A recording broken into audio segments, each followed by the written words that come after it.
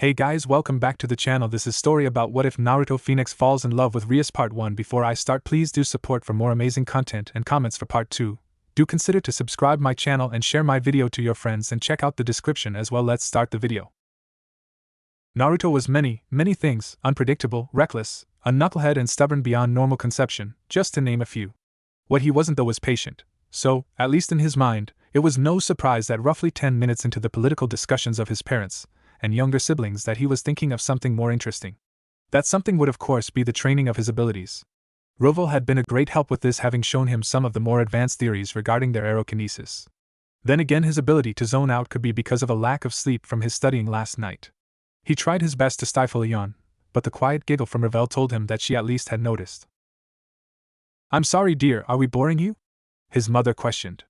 Now he was smart enough to know how he should answer, but that didn't stop him from thinking about it for a moment. "No, mother, I'm just tired," he replied quickly and spared a glance at his father, who hid a small smile.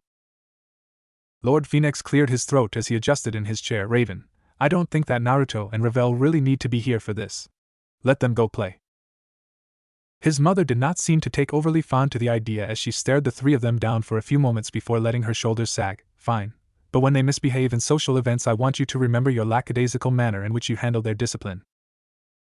Naruto waited just long enough for his father to wave them off before he jumped out of his chair, leaving poor Riser to his fate. He could guess what the conversation was about anyway. The Gremry heiress had started to publicly kick up a fuss about being arranged to marry Riser. Now, Naruto loved his younger brother and sister, but even he had to admit that Riser was handling this whole thing very badly. There was a small cough from his side and he turned to see Ravel looking as prim and proper as their mother always does.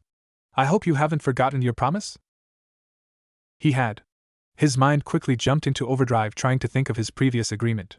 He studied her for a moment, letting his recent interactions quickly spring forth. "You wanted help with flying practice, right?" he guessed, remembering a brief conversation about it a few days ago. Going by the small nod of her head, he figured he guessed right. "Well, I do have to meet Seek soon, so if you don't mind going out in public, we can do it on the way." There was a brief look of panic that came across her tiny features before she gave a small cough and righted herself. "There should be no problem with that. As a proud member of the Phenex line, it is only right that I should grace the civilians with my majestic flying abilities." "Sure, let's see if you can get off the ground today first, huh?" She pouted and let out a small whine. He ruffled her hair and moved them into the yard. He had to admit his family had a good hand when it came to decoration. Then again, most devil families did. The open paths that were lightly adorned with stone features or flowers, just enough to be eye-catching but not enough to assault the senses. He stopped guiding Ravel and took a few steps to stand in front of her, facing the youngest Phoenix sibling, before rolling his shoulders forward and letting the flaming wings push out of his back. Ravel wasted no time in copying his actions, and he was glad that she could. Having to explain it to Riser was enough. "Good stuff, now let's start slow. I'll drag you up and you just gotta keep yourself balanced, okay?" She nodded and he reached for her outstretched hands before lifting them both into the air with strong, solid flaps. He also got the privilege of watching her face scrunch up as she tried to get her wings to keep her stable, which was also an interesting sight. They were flapping like an injured bird, erratically and frenzied in an attempt to get some wind under them. "Hey, take it easy there or you'll wear yourself out. Try to do what I'm doing, long slow flaps." His words got Ravel to open her eyes and absorb his form for a few moments before nodding and slowing her attempts at staying in the air. Part of him was jealous at how quickly she picked this all up. It took him weeks to be able to properly control his wings. Maybe Ruvo was just a bad teacher, yet he'd go with that. Sikvera Agars was in a difficult position. She was not a romantic like Rias, so when she was introduced to her husband-to-be she thought little of it. When he found out about her, a collection of miniature appreciations of mechanical engineering and theory crafting, and actually encouraged her, well, she agreed to the proposal. There was no problem for her in putting out a child or two of Phoenix blood if she was able to help both clans while still living her life as she wanted. Then again, it would appear that she got the much better option of the Phoenix siblings. From what Rias had said, Riser was nothing like Naruto. Though she could just be exaggerating, Sikvera knew she was prone to do so. The difficult position though was that Rias had locked herself in Sikvera's room and was not letting anyone in. Which more than likely included Naruto, who said he had a present for her. Now she could just kick Rias out. But that didn't sit too well with her, not with the red-headed heiress currently crying into her limited edition plush Gundam MK2. Sikvera could try bribing her with anime or manga. She tapped her chin, and though there had to be something she was hooked on at the moment. There was a knock on the door and she paled. Naruto was here with another member of the Phenex family, she could tell that much. Though she didn't get a chance to respond as Rias quickly spoke up. "We're busy, go away." Sigvera heard something that sounded like wait here before Naruto loudly announced he was coming in. Rias tried some faint kind of protest saying that they were indecent, but that didn't stop him.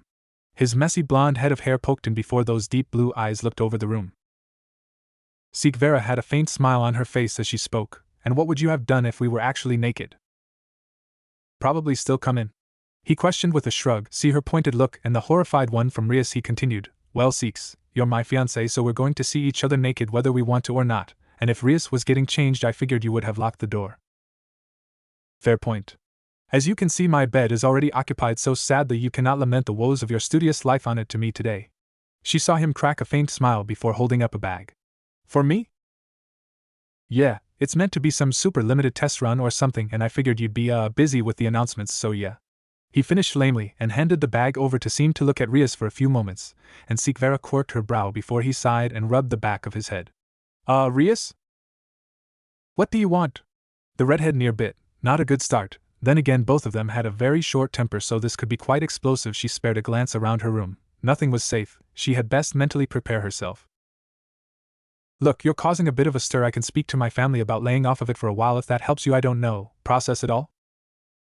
Six watched as Rias looked up towards her blonde buffoon and gave a faint nod. That'd be nice, thanks. So we're all friends? She pushed, though, watching Rias crank her chin up, and Naruto give a nervous laugh showed her answer.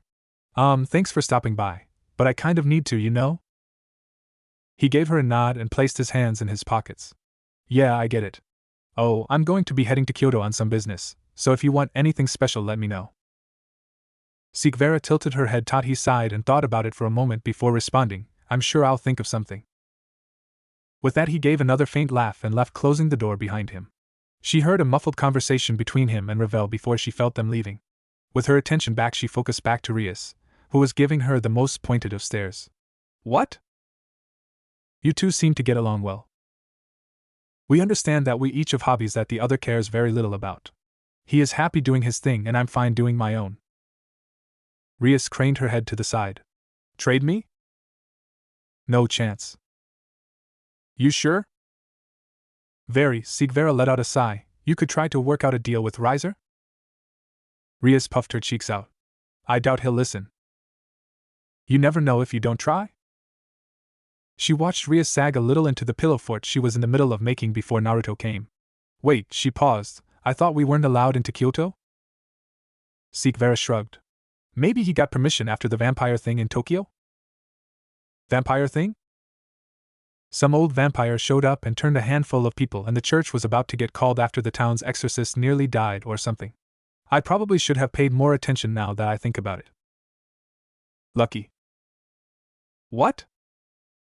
Rias poked her head out from the pillows and looked at her. I said he's lucky. I want to study in Japan. As do I. Then why did you go with him? Sigvera gave Rias a flat stare. Because I have to look after a bratty childhood friend throwing a temper tantrum. Plus, I'm not too sure I'm ready to go on some long holiday with him just yet. The day visits are enough for now. Rias huffed and moved some pillows to block the stare before retreating into her fort, causing Sigvera to sigh at her friend's antics. Naruto rubbed at the back of his neck as he stood before the torii gates. He had tried to tell the Tengu guards that he was expected. That didn't really stop them surrounding him with their black steel spears. It was a tense situation, and Naruto wasn't really the best with those types. They continued to surround him as they waited for the Minister of Domestic Affairs, and he started to play with a ball of fire between his hands. He threw it around his body and had it float in the air for a few moments. He noticed some yokai children watching from behind a tree and thought to give them a little show of magic. Thankfully, it was not too much longer before a cat-haired man came out with his hands between his sleeves. He looked at the situation and gave a small laugh. I would apologize for the display, but it does not seem to bother you. Naruto clapped his hands together, and the fire turned into tens of little swallows that quickly flew towards the children and exploded into a tiny shower of fireworks. He watched them giggle and run away before looking back to the man. It's fine. Our factions aren't on the best of terms, so I get it. Curious as to why I was called, though. No one really wants to explain that, mister? Zupan, and yes, it is a delicate matter, one which we aren't too proud to admit. I do just have to confirm that you are Naruto Phenex, correct?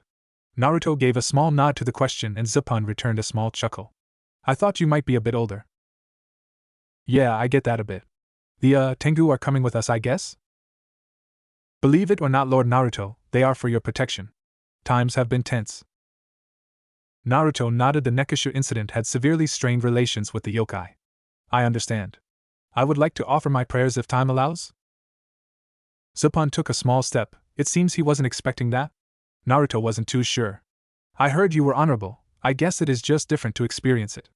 The conversation lulled a bit as they started to move through the torii, and Naruto could feel the piercing glares of those around him. His race had a lot to answer for, that was sure, but he didn't have the political power to investigate what happened, and he didn't know if he ever would.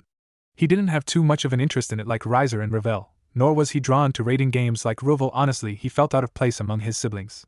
More than the name anyway. He had asked to change that himself after he started having these strange dreams. Naruto had sounded better and felt more natural, he guessed.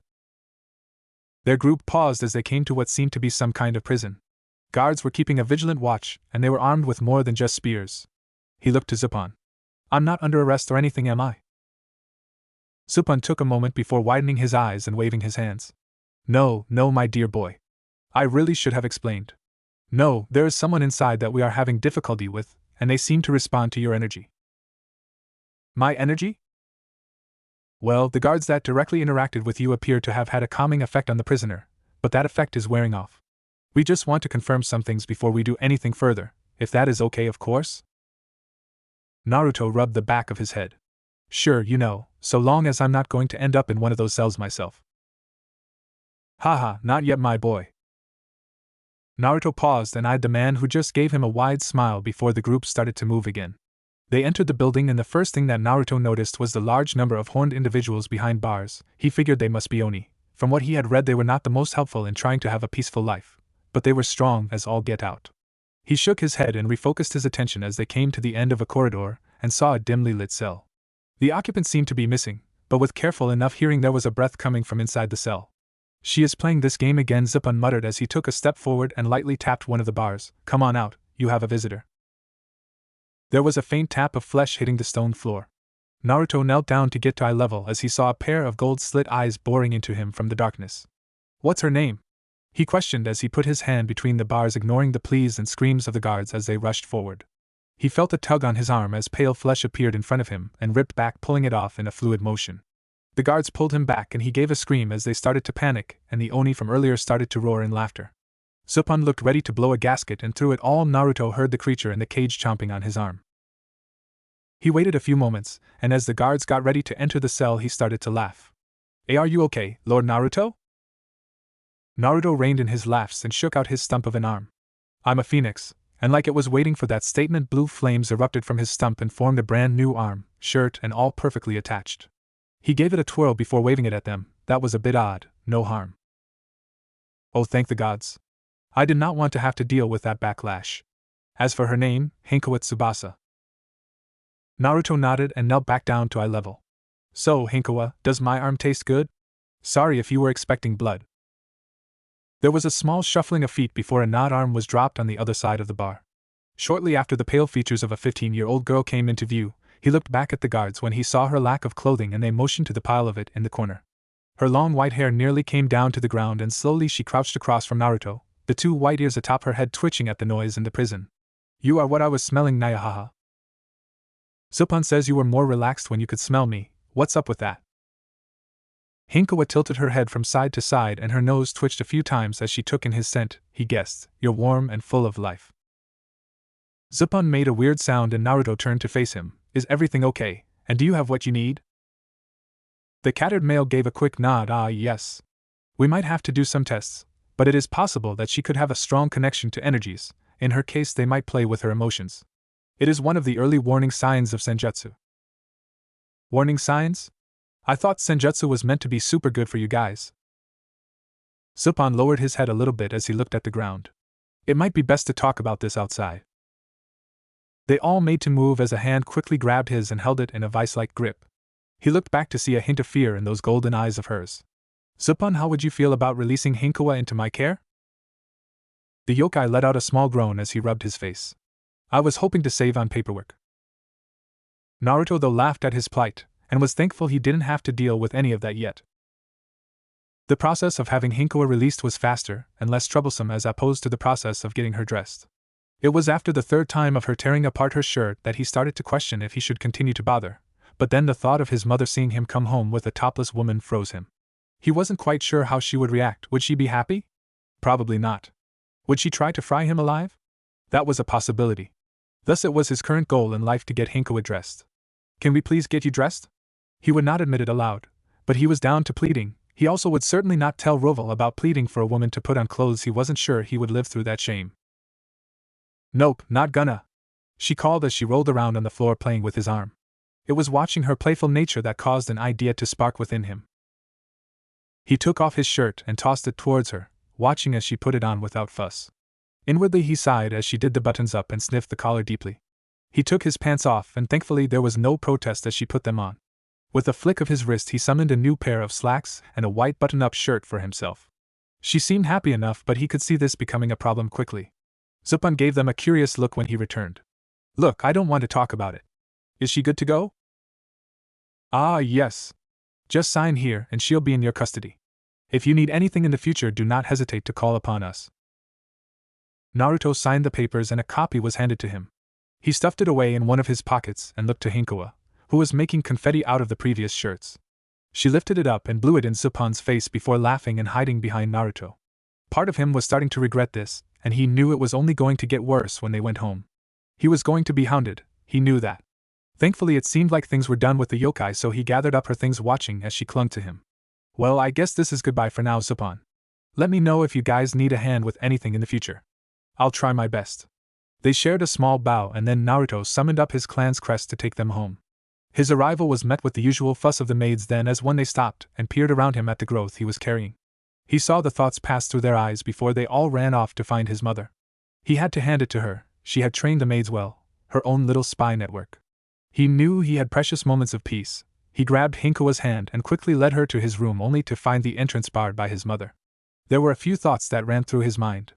Firstly, he needed to spend more time with her and figure out how to make a network like her one. Second, just how boned he was going to be. Dining room? He questioned, to which she nodded. He let out a tired sigh and slowly started to lead Hinkwa there. It didn't take overly long for the rest of the family, sans rival, to show and take their normal places.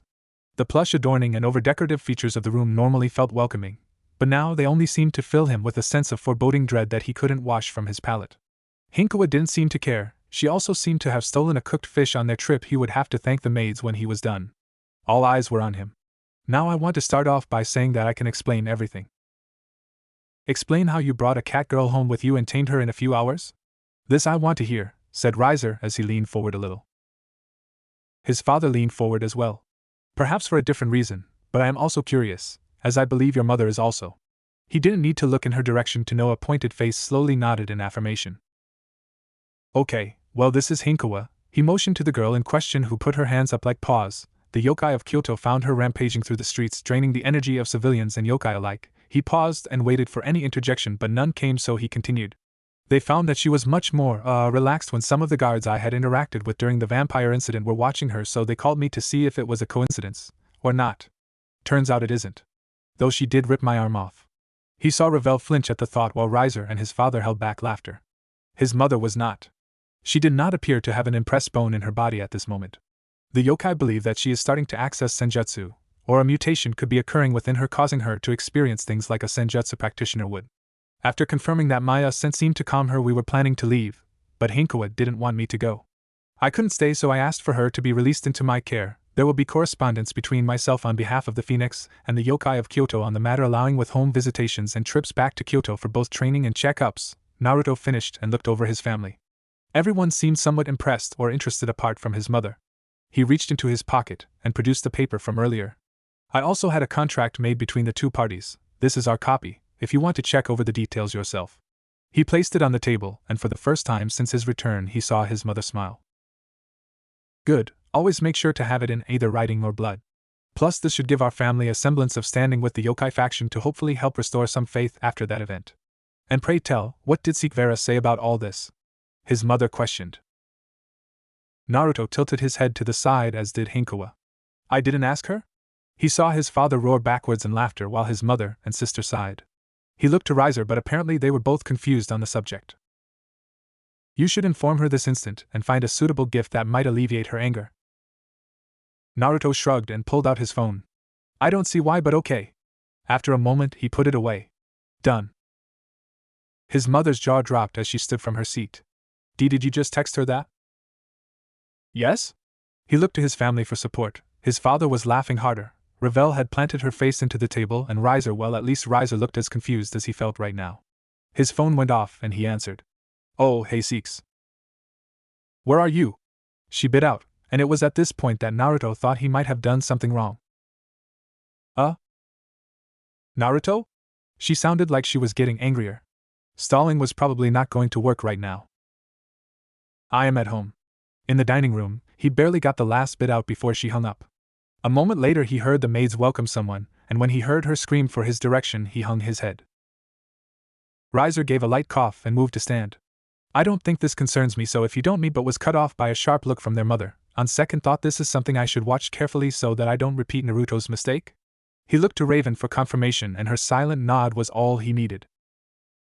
The next moment the doors slammed open and Naruto winced. Sigvera gave a brief apology to his parents before she stormed into his face. Now Naruto was not a small man. Approaching 18, he was quite tall for his age and he worked out a fair bit, but under the fiery gaze of Sigvera he felt very, very small. Explain. Now. So he did, everything he had just told his family, and then some. That didn't appear to be enough though, as she was still glaring daggers at him. I didn't think it would bother you? No, of course I would be fine with you adopting some stray cat girl to take home. Why wouldn't I be perfectly okay with some hypersexualized stereotype living with you? This feels like a trick question. Both of them stopped as Hinkawa rested her head on Naruto's shoulder. He could feel the anger coming from Sigvera at this point. Naruto, who is this hussy? If Naruto had more time he would have seen the reaction of shock, awe and downright hysterics from his family. Hussy? Says the harlot hanging off my husband-to-be's shoulder like a life raft? Naruto was still processing what was happening. How did things go so wrong? What could he have done to prevent this? Well, probably check with Sigvera beforehand, he knew that now. Husband-to-be? Hinkawa tilted her head for a moment. Nope. Before she chomped down hard on his neck and shoulder. Naruto winced a little in shock. He felt her nails dig into his skin. It was clear that no one was moving her now. My mate. Find your own. Raven cleared her throat, and all attention snapped to her, sans Hinkawa and Sigvera, who seemed more than content to glare at each other. As my son appears to have stupefied himself with his own actions, please allow me to clear up any misunderstandings. Hinkawa, Naruto has promised to wed Sigvera in order to join our clans together. It is an agreement that both of them have the intention of following and have signed such. This does not mean that he cannot take another wife, but you can't be his only wife, or mate if you will. Also, why are you biting my son? Marking territory, Hinkawa said before slowly releasing her bite. Naruto saw her frown as the wound closed up in front of her eyes. He supposed it was better than the gasps he heard from his family. He was ready, they couldn't do much worse, could they? He was already in Sigvera's shit books, and he was pretty sure his mother's. His father leaned forward again, all mirthful laughter gone now. Naruto, my boy, are you aware your flames have turned blue? Naruto gave a small shrug. It seemed to happen after Hinkawa ripped off my arm. She did what? He may have left that part out of the explanation to Sigvera. You are in so much trouble when we're done here, Naruto. She gave him a very pointed stare before looking back to his father. Does that mean that he is the Azure? Rovan nodded. I believe so. We had all thought it would be Roval, so we didn't really teach the others about it. That appears to have been a mistake. Thinking on it though, it all makes sense. Your inability to use aerokinesis, your dreams and your mastery over song and hellfire. Song? Sigvera questioned with a raised brow. Oh yes, Naruto is quite a fine singer. I shall keep that information for later. This changes everything. Rolvan slammed his fists down and stood up. From tomorrow on I will personally instruct you from my grandfather's journals. I have to inform the Mao and Roval. Rolvan rounded the table and grasped Naruto's hands. This means big things for us, boy. Raven will prepare a ball where we announce it to the public. Sigvera, I hope you'll attend? Naruto looked between the two and he caught her gaze and a smirk that wormed over her face. Of course, Lord Phenex. I wouldn't let my dear husband-to-be go through such a thing alone. Okay, can we have like a timeout? Naruto called, getting attention back to him. Like, I think 3 people here understand what is happening. Can the rest of us get an explanation? Sigvera walked forward and gently pinched his cheek. It just means that you've become the hope of the underworld is all. No pressure. The next month was filled with a mixture of pain from having the clan's full, unedited history drilled into Naruto and facing the full torrent of his father's emotion-filled training. He had a fair idea now why his family was so excited. His great-grandfather, Ruxarian, was the first Azure Phoenix, also the first Phoenix, but that was ancient history. It was said that he did not need to shed his tears to heal, but rather the spreading of his wings would remove harm that had been inflicted. The journal said it was controllable. The journals didn't say how to. The journals that his father used held actually had very little in them to help with unlocking these abilities. They mostly just contained the abilities and what they were able to do. They were all very impressive, but now he was stuck with learning how to use them, or get them to work even. The only thing that seemed to be innate was his resistance to light-based weapons and holy artifacts. It was not an immunity, as even after holding a silver crucifix for a time it would start to burn, or even reading the Bible would start to give him a serious headache after a dozen or so pages, but it wasn't immediate, which was pretty neat. The journals also stated that this feature was somewhat hereditary, as the earlier Phoenix clan members still held a slight level of resistance to holy powers. He wasn't super heavy into politics like his younger siblings, but even he knew that he was in danger. He had a plan, though the only problem was that it relied on Sikvera saying yes, and she was not exactly willing to talk to him in private at the moment. Yes, when they were summoned by their clans it was a different story, but just the two of them meeting up outside of that? Not a chance. That was not the only relationship that was strained by all of this. Naruto was named heir apparent and Ruvel heir presumptive, as was Riser. They seemed to handle it okay, but there was some tension there that Naruto wasn't sure how to handle. Then there was all this surge of activity had him spending even less time with Revel, because just about any free moment he had was devoted to keeping Hinkoa in check or trying to get a hold of Sikvera. He wanted to run away. He was not proud of the thought, but everyone kept placing these new expectations on him. Everyone was telling him what he would do, the things he would bring to their race, to their faction, to their family. He just wanted to spend time with his own. He wanted to do silly bickering matches with Sikhs again. He wanted to flop onto her bed and pointlessly moan about the work he was giving himself, while she offered half an ear and even less in words of comfort. It was suffocating. He paused and looked around. A portion wanted to curse himself. He was standing atop the lake where Ruvel had taught him to fly. The damn prick had steamed it so he'd boil a little each time he fell. Now, though, without trying, he stood atop the surface. It was an odd feeling, so familiar and yet so distant. He let go of the feeling and felt the water rush past him as he sunk. He closed his eyes and listened as his heart started to slow before stretching himself out and floating to the top on his back. It's a heavy weight, isn't it? Naruto nodded and opened his eyes to see Ruvel standing next to him looking down. Do you want it back? Not a chance. Hell, you've got it worse than I ever did. Gee, thanks. Ruvel let out a small laugh as he took a seat on the water. I feel sorry for you. Sounds like everyone has your life made up for you.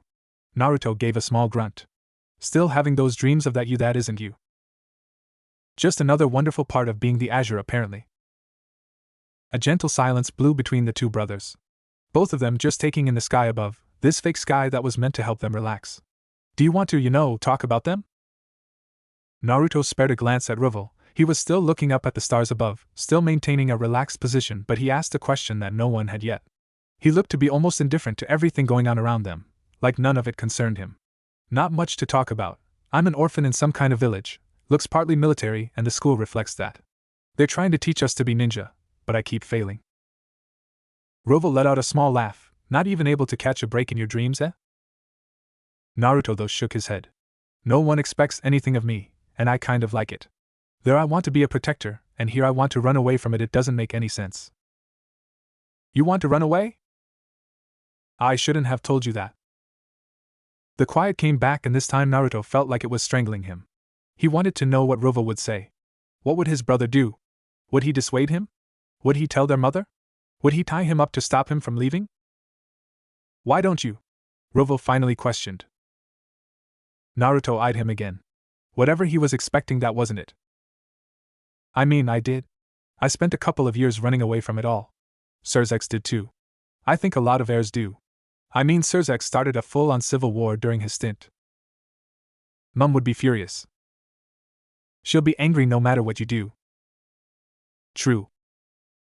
I'd wait until after the ball if possible. Naruto rose a brow. Why then? Ruvel gave a small shrug. I mean, if you want to make Mum have wasted all her time on something, go for it. But good luck trying to run from that. Fair point, Naruto hummed for a little bit before letting out a groan. What about Sikvera? Should be up to her? I mean, I would offer to whisk her away on a romantic run away from responsibilities, but give her a choice. She's a smart girl, much too good for you. Thanks, you bastard. Roval stood up and a quick burst of flames rolled over him, destroying any water before he started to walk away. Oh yeah, before I forget. Hinkawa is tearing the castle apart looking for you. Mum's livid. Naruto lost his balance and fell under the water, causing a laughing Roval to vanish in the distance as he righted himself. He climbed onto the top of the water and rolled his shoulders and called his wings out. He spent a moment watching them sway back and forth in the water's reflection. He took a breath in and flew straight to the castle. He caught sight of a white blur running through the gardens with a cadre of maids. He landed in the gardens and watched the blur rush towards him. He held his arms out and felt her lithe frame jump into them as she stretched and let out a long purr. Where'd you go, Nyahaha? I just needed to cool off for a bit. Did you behave? Of course. The maids caught up, some of them panting as they bowed towards him. Thank you, milord. Miss Hinkawa was rather distraught when she couldn't find you. I looked everywhere. She did indeed, one of them deadpanned. He gave a small nod before lightly bowing his head. I'm sorry, and thank you for looking after her for me. It's our pleasure, milord, they chorused. Naruto saw a few of them blushing. He was well aware that the serving staff knew of what he was. Some had become much more friendly with him over the past month. He was pretty grateful to Hinkawa in that regard. She at least kept them out of his room while he was asleep. He turned his attention back to the bundle of energy in his arms. So, ready for some training? Her smile stretching and becoming more feral was the only answer he needed. Sigvera was resting her head on her desk, watching her phone slowly vibrate its way towards the edge. It was Naruto calling again. She was still unsure if she would answer or not. She figured if it started to fall she would, if it didn't she wouldn't. She watched it teeter on the edge before it stopped ringing and she let out the breath she'd been holding. Was she still mad? Yes, most definitely, but she was not blind. Because of the contract between their families, she was well in the know of what was happening, well, at least what her father deemed she needed to hear, and Naruto was under a lot of pressure. He'd been named heir apparent, along with the news of him being the Azure slowly starting to spread along the gossip mill. Her father had already informed her that she'd need to take a more definitive position beside him. She knew that, even if only a minor boon for a devil to be resistant to light-based weapons and energies would have every creature in the underworld with a slit between their legs lining up to try and bed him. It also helped that he was good-looking, kind, stupid as hell, but kind. He was moronic, downright dense, but she wanted him to just flop onto her bed and scream about the injustice of books again, and she didn't want to see his face anymore. It didn't help that every time she worked up the courage to see him she thought of that cat. Not to mention the rumors she was hearing. Apparently the thing was damn near feral when Naruto wasn't around. Lashing out at everyone and everything until it found him again, and strong enough to get Lady Phenex to step in a few times. But when she was touching Naruto, her Naruto, the damned cat was as tame as could be. Not to mention that Rias was still bemoaning her engagement to Riser. It had been a month, and she was still whining about it. Sometimes Sigvera couldn't believe how childish that girl was, though maybe that's why she was so damned cute. It had been so bad that she hadn't built any models in nearly a week. She was just feeling so listless. Her phone started to ring again, and she huffed but reached for it. It wasn't Naruto, it was... Hello, Lady Seraphal? Hello, Sigvera. All young devils and their peerages are to report to Lilith Town Hall for an emergency gathering. This message will repeat. Sigvera hung up and dusted herself off before giving a small groan. Everyone she was trying to avoid would be there. She poked her head out of the room and told one of the maids to inform her father. She watched the young girl run, properly of course, down the hall before withdrawing, letting out a yawn and getting dressed. A handful of minutes later she appeared in the town hall with a long dress covering her frame. She had allowed her father to place pieces of armor in it, but only in such a way that they did not restrict her movements. She had to admit that he had done a good job. Sigvera adjusted her glasses. She was not late, but she was by no stretch the first to arrive. Off in the corner she could see Naruto and that damned cat. She had half a mind to march up to him and wipe that stupid smile he had. He wasn't smiling. She paused. He was always smiling. Even if it was nervous or an awkward situation, she had never seen him not smile. Now that she took the time, yes, he was properly dressed, as her future husband should be, but he looked terrible. Apparently he and Riser had been briefed on the situation. They were talking about formations for chasing someone. Sigvera was about to head towards them when Sona and Rias grabbed her arms and dragged her away to another corner. They started to question why everyone was called and introduced their queens to her, but she couldn't take her eyes from him. Was he tired? Was he eating enough? She didn't know the answer to either of those. She felt like she should, and looking at him made her worry. She knew that Lady Phenex would be doing her best, as she always did, of course, to tend to her children, so this was an oddity. She had been practicing magic, some perhaps unorthodox method of magic with her father. So with a little bit of focus she started to drown out the other noise in the room, trying to reach the Phenex brothers to listen in on their conversation. It took a little bit, and she felt a minor resistance but not enough to stop her. No answer again? Rias questioned, his hands in his pockets and a lazy expression on his face. Naruto gave a small shake of his head. I'm not sure what to tell you. It's fine, she's probably still just mad at me. Naruto sagged a little and sat on the floor resting his head on his knees. She was finding it very difficult to be mad at him right now, she was worried. Rias gave a small shrug. You'll patch things up, just get her something nice again and say you're sorry? Between the training with father, Rival, and the lessons with mother, I'm surprised I have enough time to sleep. You saw how they were after I snuck out. They've upped the security around my room. There is always someone watching now. I don't envy you. But you are their golden egg at the moment, what? Naruto looked around the room. We have eavesdroppers, one moment. She watched him trace some symbol in the air and quickly cut her connection. She watched a number of people around the room flinch and rub at their ears, more than a little thankful she cut it early enough to stop whatever the hell he did. It seemed like her time listening in was over though, as Rias's peerage circled around the brothers with Hinkawa keeping a close watch of the room, and of her. Sikvera gave a smile only to have the cat hiss back. Yep, she hated that damn thing. Seeks? Hello, Seeks? Sikvera snapped her attention back to Rias, who was waving a hand in her face. You there? Yes, sorry, I was a little distracted. Rias and Sona shared a glance before shrugging. Anyway, how is your peerage coming along? She gave a small wince. Next question? Sona adjusted her glasses before speaking. I am curious as to how your relationship with Naruto Phenex is going. Inwardly she groaned. Given what she knew of Surzex and Serafal, it was likely that these two knew what was happening in the Phenex clan. I would rather not talk about that in public. It seems that there are people listening in on other conversations in here. Seeks motioned to some of the other devils that were rubbing their ears and a few having burned hair as well. A shame. Rias has been rather inadequate in providing information on the Phenex clan.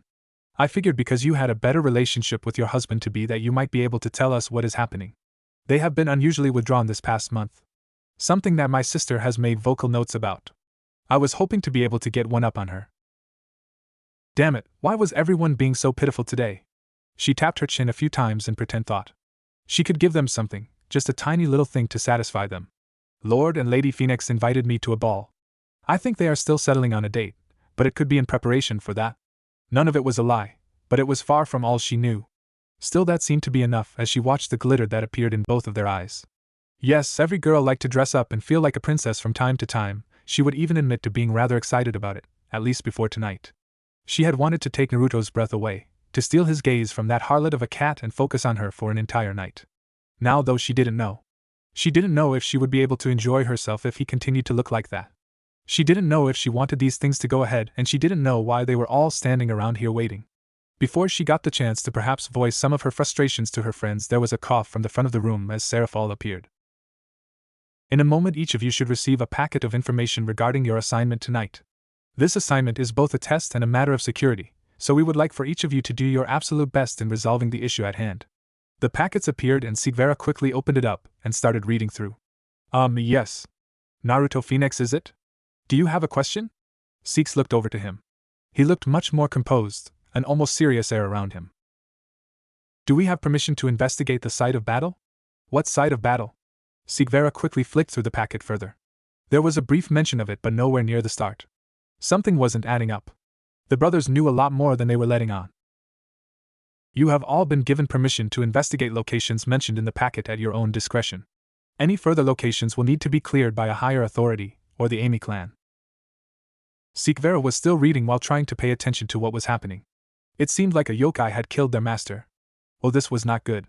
Not good at all. After the Nekishu incident, relations have been really strained. This could send things into a very, very bad spiral. Are we permitted to leave now, if we have gathered all that we can from the packet?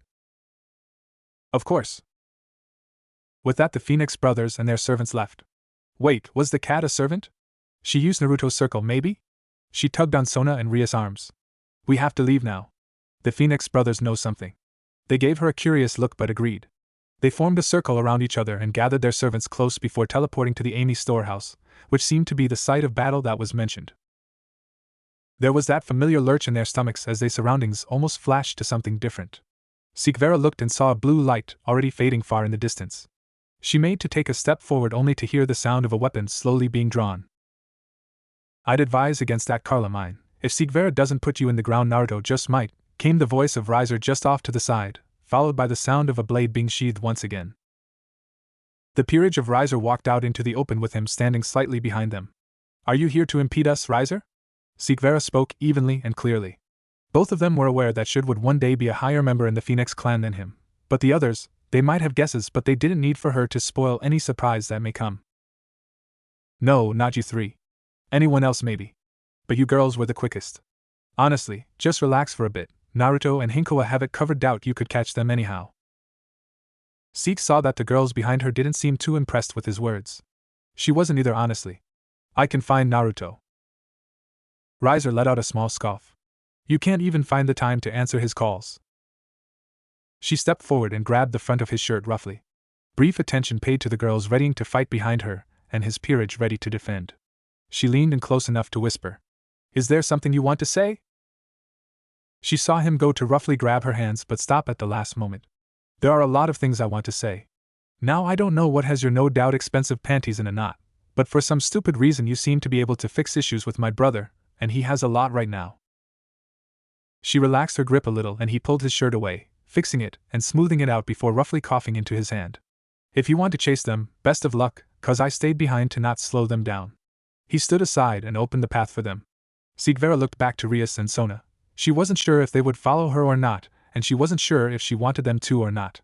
Taking a breath, and she shot out in the direction she saw Naruto heading. Hinkawa had been able to pick up the scent of a female Nekishu the moment they landed. With a quick nod to Naruto, she took off at her fastest along the ground. She could feel him watching from above as she jumped over tree roots and dived through bushes. She felt the clothes she was wearing catching on something, but she kept pushing forward. He wouldn't be too happy that they got destroyed again, so she needed to make sure she caught this person, because when he was happy she got to sleep in her clothes pile and play in his room. He had lots of cool things in there, lots of books too, but she wasn't allowed to play with those. Then there was that Seek, whatever her name was. She was making her mate sad. Hinkawa didn't like how he felt when he was sad. He should be happy, he has her after all. Maybe she'd give him cuddles tonight, she always felt better after pats and scratches, oh, and fish. Maybe she'd get him fish. Wait, what was she doing? Oh, Nekishu. Oh, she's slow. He would be happy that we're catching up. He should be happy. Hinkawa will catch her for him. Kuroka let out a shaky breath as she steadied herself against a nearby tree. That prick from Amy got what he deserved, but she knew there would be backlash. She dropped Chiron off somewhere safe and ran as hard as her senjutsu-powered legs would take her. But now she was running short of breath. She stretched her senses out and felt something coming. She wasn't sure what it was, but it was a raging storm of emotions. It was fast. It was gaining on her. She started to run again and felt her muscles burn. She couldn't keep it up for long, but if she could pass into no man's land she might get a reprieve. No, it wasn't possible. Whatever was on her tail had picked up its pace. Kuroka broke into a clearing and tried to set up a trap, but it was too late. She could feel it. She looked up and saw a pair of glowing golden eyes piercing through the shadows of the trees. A Nikomata? But as he crept forward on all fours, a teen, maybe her age, in lingerie and nothing else, she felt something was wrong. There were no tails. Every fiber in her body screamed for her to run, and she took a step back. The creature took one forward. It was watching her, it was waiting. She turned, sprinting. Maybe she could break away.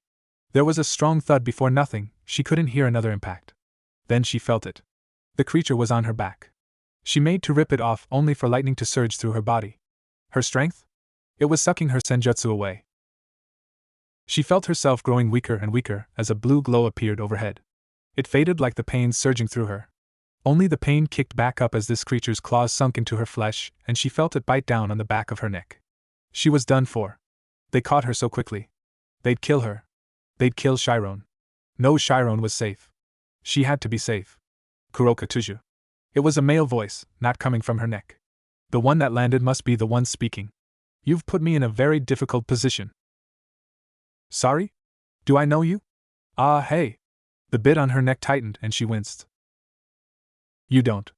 But I am trying to repair the relationship between yokai and devils after the Nekishu incident. This doesn't help. She knew it didn't, but she couldn't just do nothing. I just kill me. There was a pause. Why were they making her wait? Was it torment her? If so, that was cruel. She braced and continued to brace, but it never came. She felt the piercing clamps on her slowly release along with the teeth in her neck. She tastes yucky. Normally Kuroka would refute that, but right now she was just confused. She slowly sat up and looked at the slender girl who was stretching out. Naya, haha, you lost. I'm the better cat.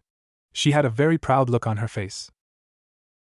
It was the blonde that was still watching her that was currently giving her the chills though. He looked gaunt, young but gaunt. His eyes thinking, she'd seen the look before and it wasn't always good. Hankawa, what did she feel? He spoke, while calm there was a tension in his voice.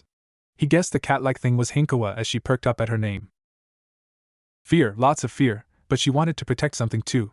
Could this thing read her mind? Yep. Now she is confused and aroused. She was not. Okay, maybe a little, tiny, minuscule amount. I think that's enough, Hankawa. The cat tilted its head to the side and gave a wide smile. Okay. One thing Kuroka was taking away from this situation was that whatever that thing was, it wasn't natural. She can feel it, but at the same time she feels like she can't. She had sensed a lot of things through senjutsu, and that creature was almost like it was senjutsu. Energy given form.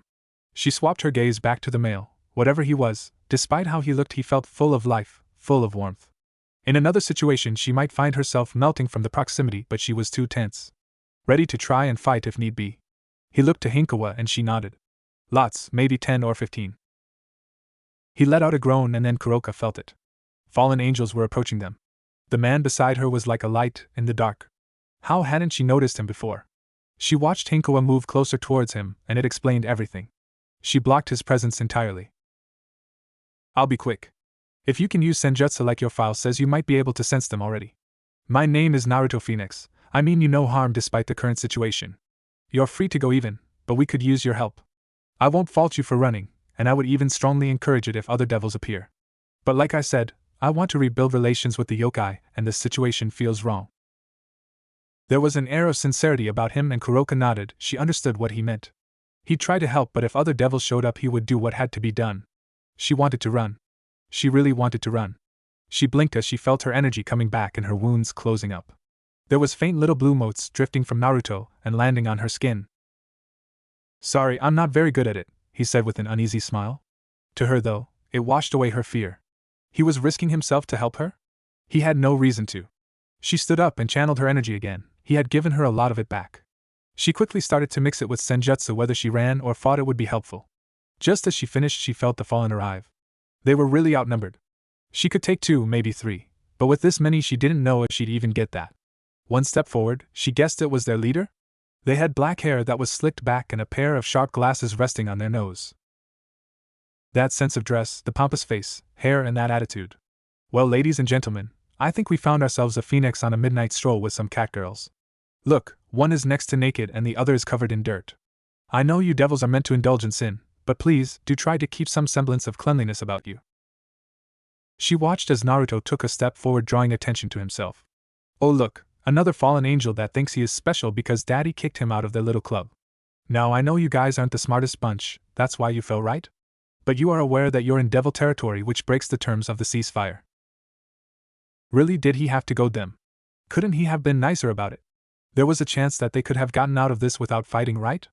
When she saw the spears of light charge up all around them, she knew that chance was over. She really wished she had ran while she had the chance. Wow, a devil with a sharp tongue, how unique. It's fine though, I mean once you're gone we were never here. I don't see a problem here. There was a pause as the leader looked around. Do it. And the spears flew towards them. She braced herself, closed her eyes and tried to put up a defense, but they were fast. She was dead, they were dead. This sucked. She wouldn't see Chiron again. But it never came. There was no burning. It was warm, yes, but there was no pain.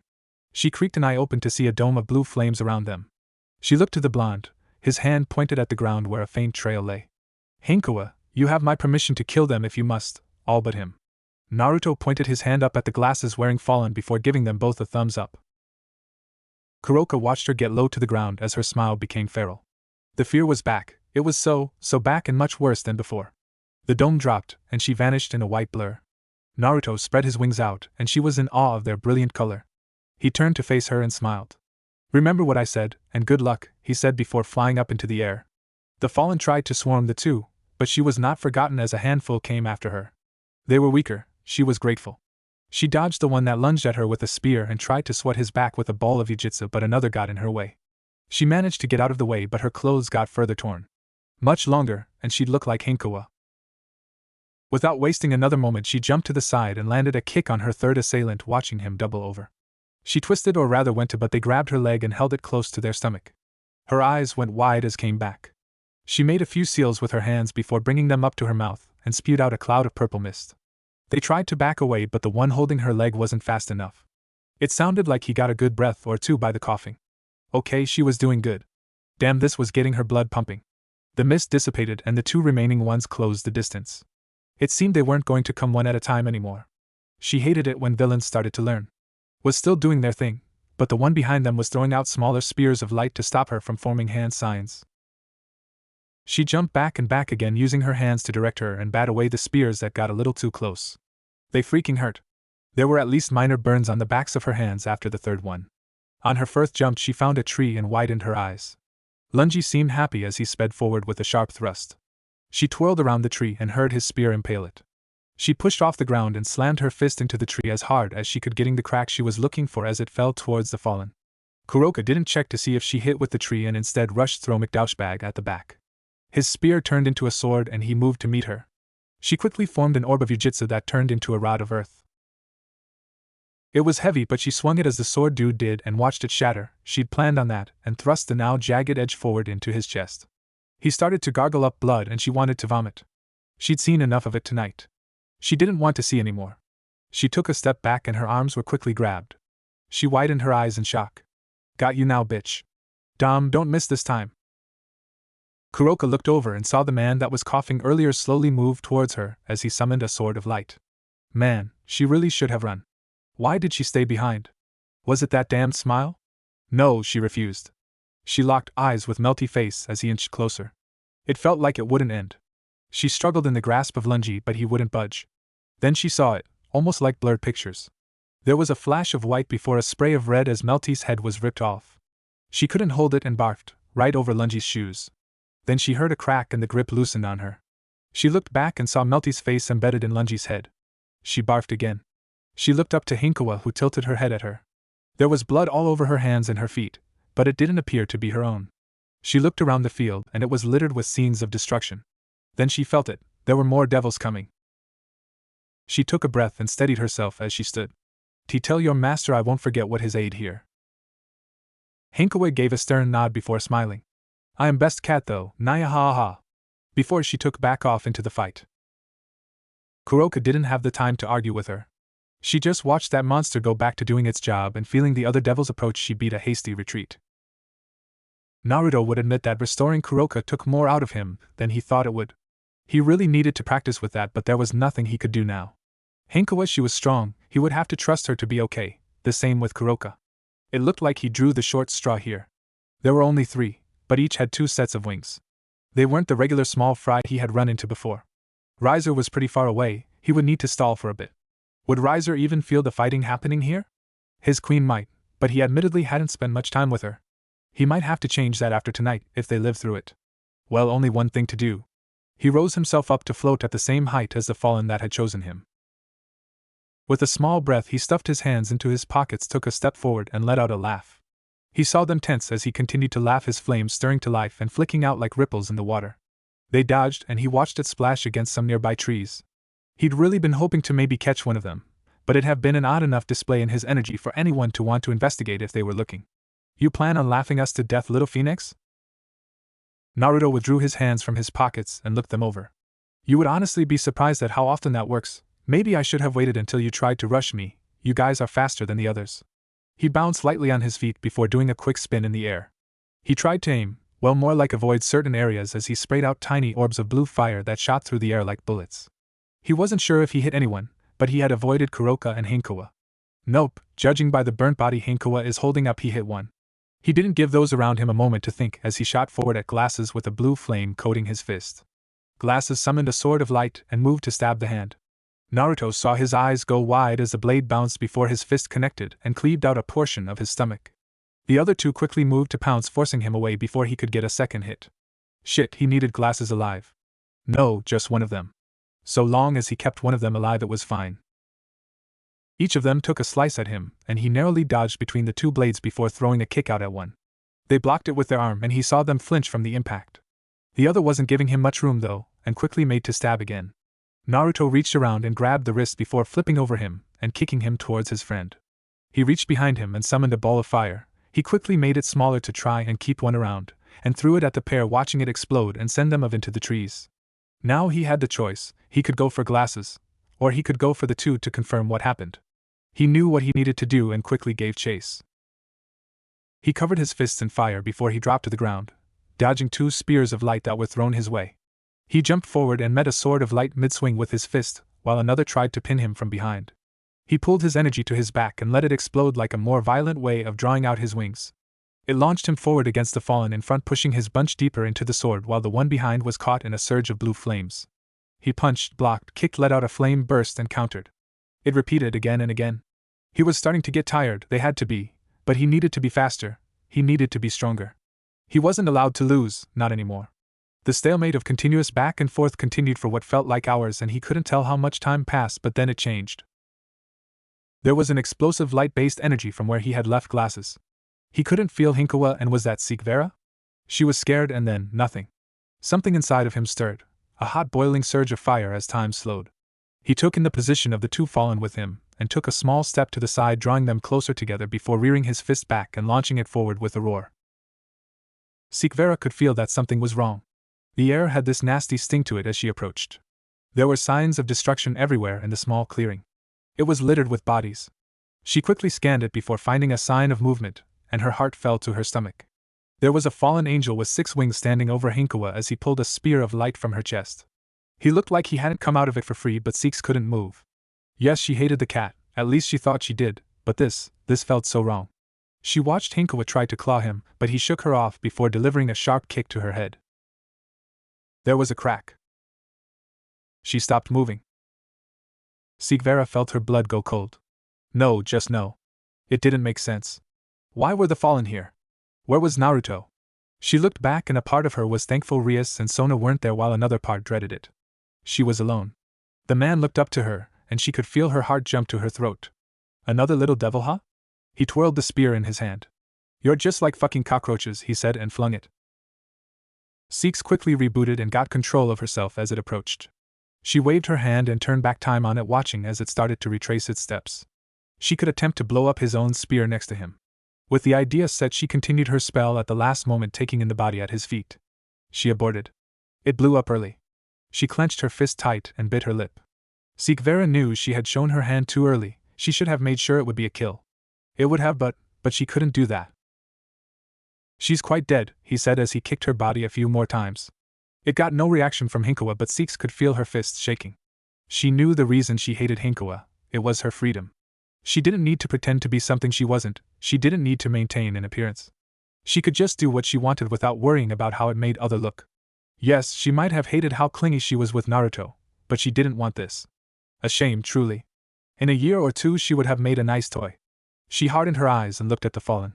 Oh, now that is quite the glare there. With a face like that, I can't wait to see what you're packing under that dress. Sikvera knew she had to get this man away from her body. That meant getting dirty. She kicked off the ground and flew towards him, quickly changing time on a spear that was coming near and causing it to overshoot her by a large margin. She channeled demonic energy to her hands and lashed out. He stepped back and she pushed forward, trying to keep her strikes fast. She couldn't give him a chance to push her back. She needed him to stay on the defense. He summoned a sword of light, and she changed its time, snuffing it out of existence. In his shock, she threw her hands forward and hit him with a blast of demonic energy before pivoting on her feet. Her wings shot out, and she flew to Hinkawa, grabbing the girl and moving her out of the way. Her opponent would have none of that, and was on her heels. Trying to run? That's not going to work. Her vision went red and she stopped. Everything hurt. She reached for the spear in her gut and reversed its time, causing it to fly back towards the man before exploding. Sikvera dropped to the ground and found a tree to store Hinkawa inside of. That should have brought her some time. She needed some time. Why wasn't anyone coming? Rias and Sona should have caught up. Riser should have felt something was off. She reached for the tear Naruto had given her, only to find broken glass. She took a breath and ran the current scenario through her head. The chance of her getting out alive was much higher if she didn't try to take anyone. Maybe not much higher, but it was higher. But could she leave a possibly injured or dead Naruto here along with Hinkawa? What would her family think? What would the Phenex think? What would she think? It wasn't an option, and she cursed her emotions for that. How did she fight this man? He was faster, and it would appear stronger than her. He was tired, that much was clear along with his injuries, but her state wasn't much better. She'd been altering time too much, and didn't know how many more she had in her. 2 or 3 to be safe, for if she was lucky. As for her offensive capabilities, well, they were actually rather low compared to Rias and Sona. She would admit that through grit teeth. So that left trying to make him blow himself up, or trying to land a killing blow with her demonic energy-infused fists or blasts. She could try to use the trees to narrow his paths of attack, but that would put her in close proximity to her. It was risky, it increased her chance of death, but it would also increase her chance of actually winning here. Sikvera knew she was no expert when it came to fighting. No, it might be better to say that more often than not she went out of her way to avoid it. It was because she knew it wasn't her strong suit. Thinking is where she was better, even better than Sona if she could brag a little, but that didn't feel right at the moment. No one would be around to hear her gloat right now. But she had a plan. Her eyes scanned the ground and she found what she needed, a rock the size of her fist. With a small nod she tried to find where the fallen was. He had to be nearby now. That blast wasn't enough to put him down, she could feel it wasn't. He wasn't too far, just standing still. Waiting. Sikvera gripped the rock a little tighter and started making her way through the trees to meet him. When it cleared somewhat she could see him picking dirt from his nails with a spear of light. Oh, are you ready to play now? She took a breath in and nodded. I'm ready to blow you to pieces. Big talk. That Phenex boy was the same, haven't seen him in a while now. He was lying. She told herself that again and again as she ran through her plan. With a nod she ran forward. He twirled his spear and she threw the rock. His expression changed a little as he moved his head to the side. Just what she'd hoped. With her magic still covering it, just thrust it forward in time, turning it to dust. She saw him flail and try to remove it from the air, but she wouldn't let him. Flooding her leg with demonic energy, she kicked him, pushing him back a little and causing him to spit and cough. Without giving him a chance to recover, she reverted the dust back into a rock and grabbed it again, sharpening it with her energy before stabbing it into his gut. With a smile she turned it to dust again and watched some spurt out of the wound.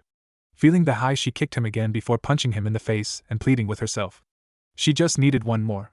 Just one more. She grabbed where she figured the dust to be with her power and turned it back to stone. She watched him stiffen for a moment as a feeling of hopelessness came over her. It wasn't enough. She couldn't revert it completely. He was hurt, definitely hurt. But still standing. She watched him limp forward as she tried to move her hands, but they wouldn't budge, they were stiff as hell, and she could see the overuse of her power kicking in as her fingers started to blacken. Just a little more. She got a twitch. A little more, a little more. She could feel it, just out of her reach. There was still some dust left, she could still fuse it around his organs. She could still turn this around. But it was out of reach. She laughed, though it came out like something between a choked sob and a cough.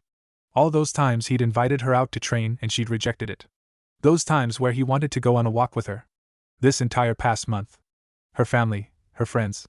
She had a lot of regrets. Too many to name fully. Sikvera could see the fallen clearly now.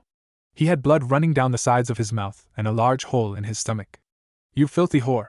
He spat at her feet before raising his hand up and backhanding her. It lifted her off her feet and sent her crashing into the dirt. It surprised her how little it hurt. She'd let everyone down.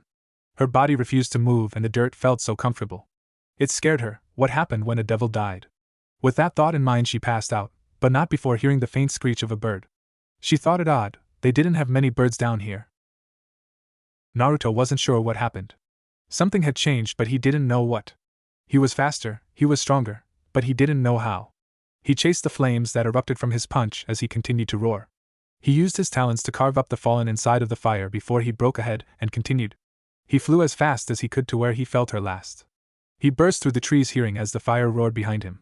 He came upon the sight of that glasses-wearing fallen from earlier. He had more wings now, but that didn't matter. What mattered was his hand on Sikvera's throat. He sent some energy towards her and felt her heart steady. It was still weak, but he didn't know how much he could spare. He flew forward and glasses threw her to the side. Naruto sent her more to keep her stable as he gave chase. Glasses flew into the sky and Naruto would not let him pull away. He opened his mouth and let out another roar, watching a blast of blue-white flames shoot out like a laser. He fired twice more before the fallen turned and charged a massive spear of light and threw it at him.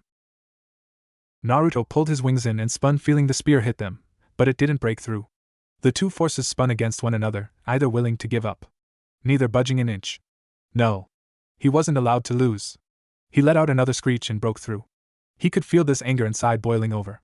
It felt like it was eating him away. Then he saw the fawn and everything but him vanished. He flew faster than ever and zeroed on him. The man tried to defend against Naruto's talons, but the Phenex was relentless. He cut and stabbed and pecked and let out balls of fire as they flew higher and higher before he ripped one of those pesky arms away. Naruto sunk his talons into the man's shoulders and flew higher and higher still. There was another, watching. He could feel them. They would hurt Sikvera, they would hurt Hinkawa. He got level with the other scraggly-looking older man. Before opening his mouth wide, the other one tried to block. The one in his talons couldn't as he let out his loudest screech and felt them consumed. His anger slowly started to simmer. All that remained was the one arm in his talon. He looked down, his giant wings keeping him in the air as the forest below was lit a brilliant azure. With slow flaps he started to descend, taking notice of Rias growing closer. A lot of people were getting closer. His family was here. He let out another screech and the fires stopped. Naruto looked, trying to find them. It took a moment, but he heard a cough and quickly chased after it. Six had her weight rested against a tree as she was trying to grab something. He dropped behind her and watched her stiffen.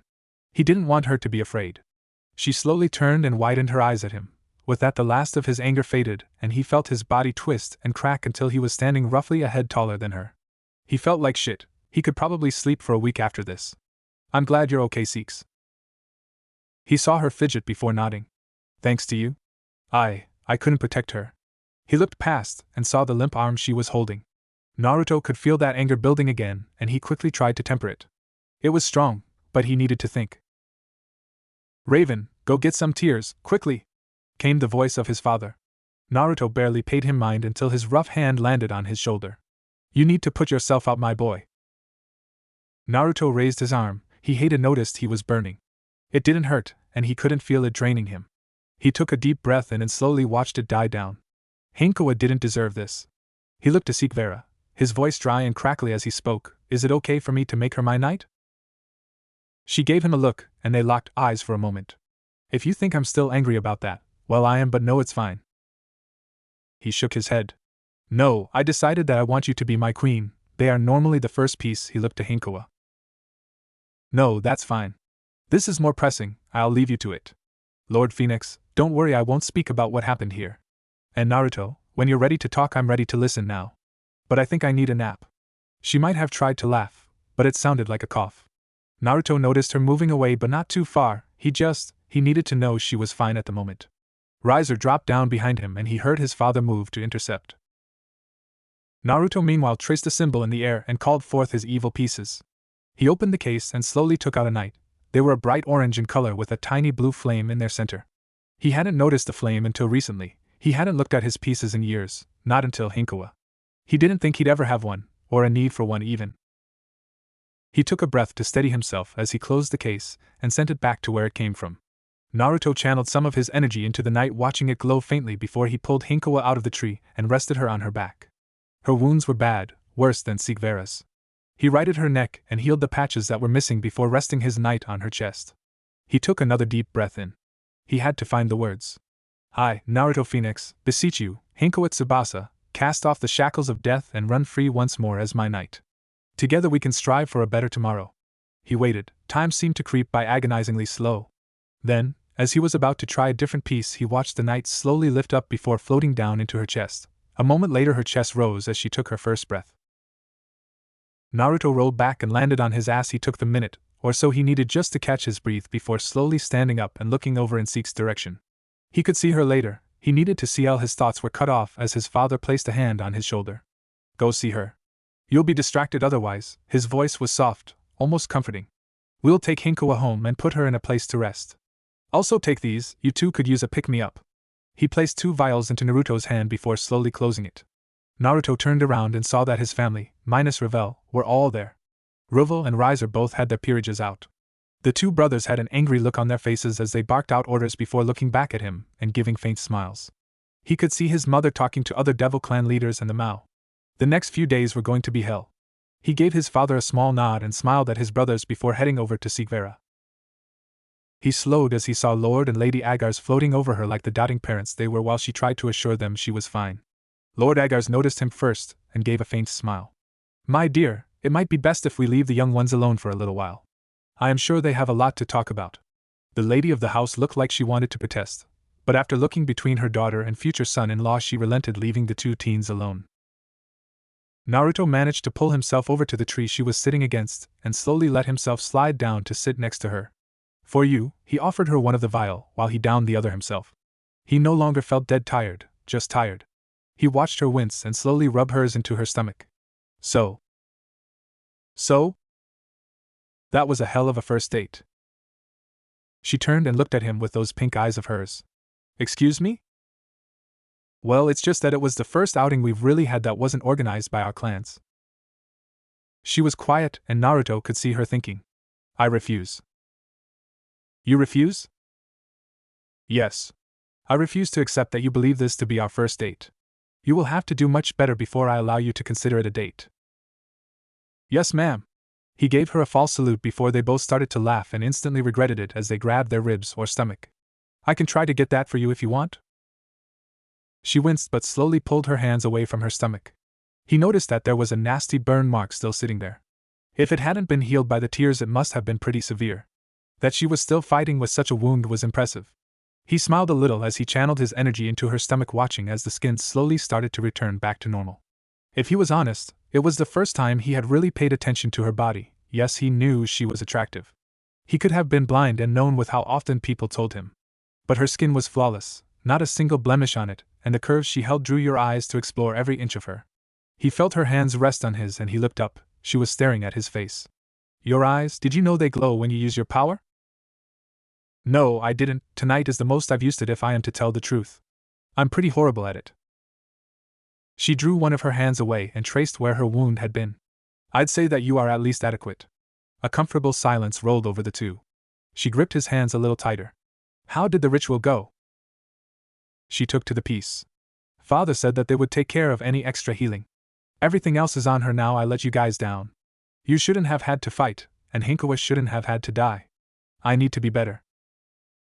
He could feel her fingers exploring his hands as she dragged him down and rested his head in her lap. I do also. He looked up at her, and she looked down.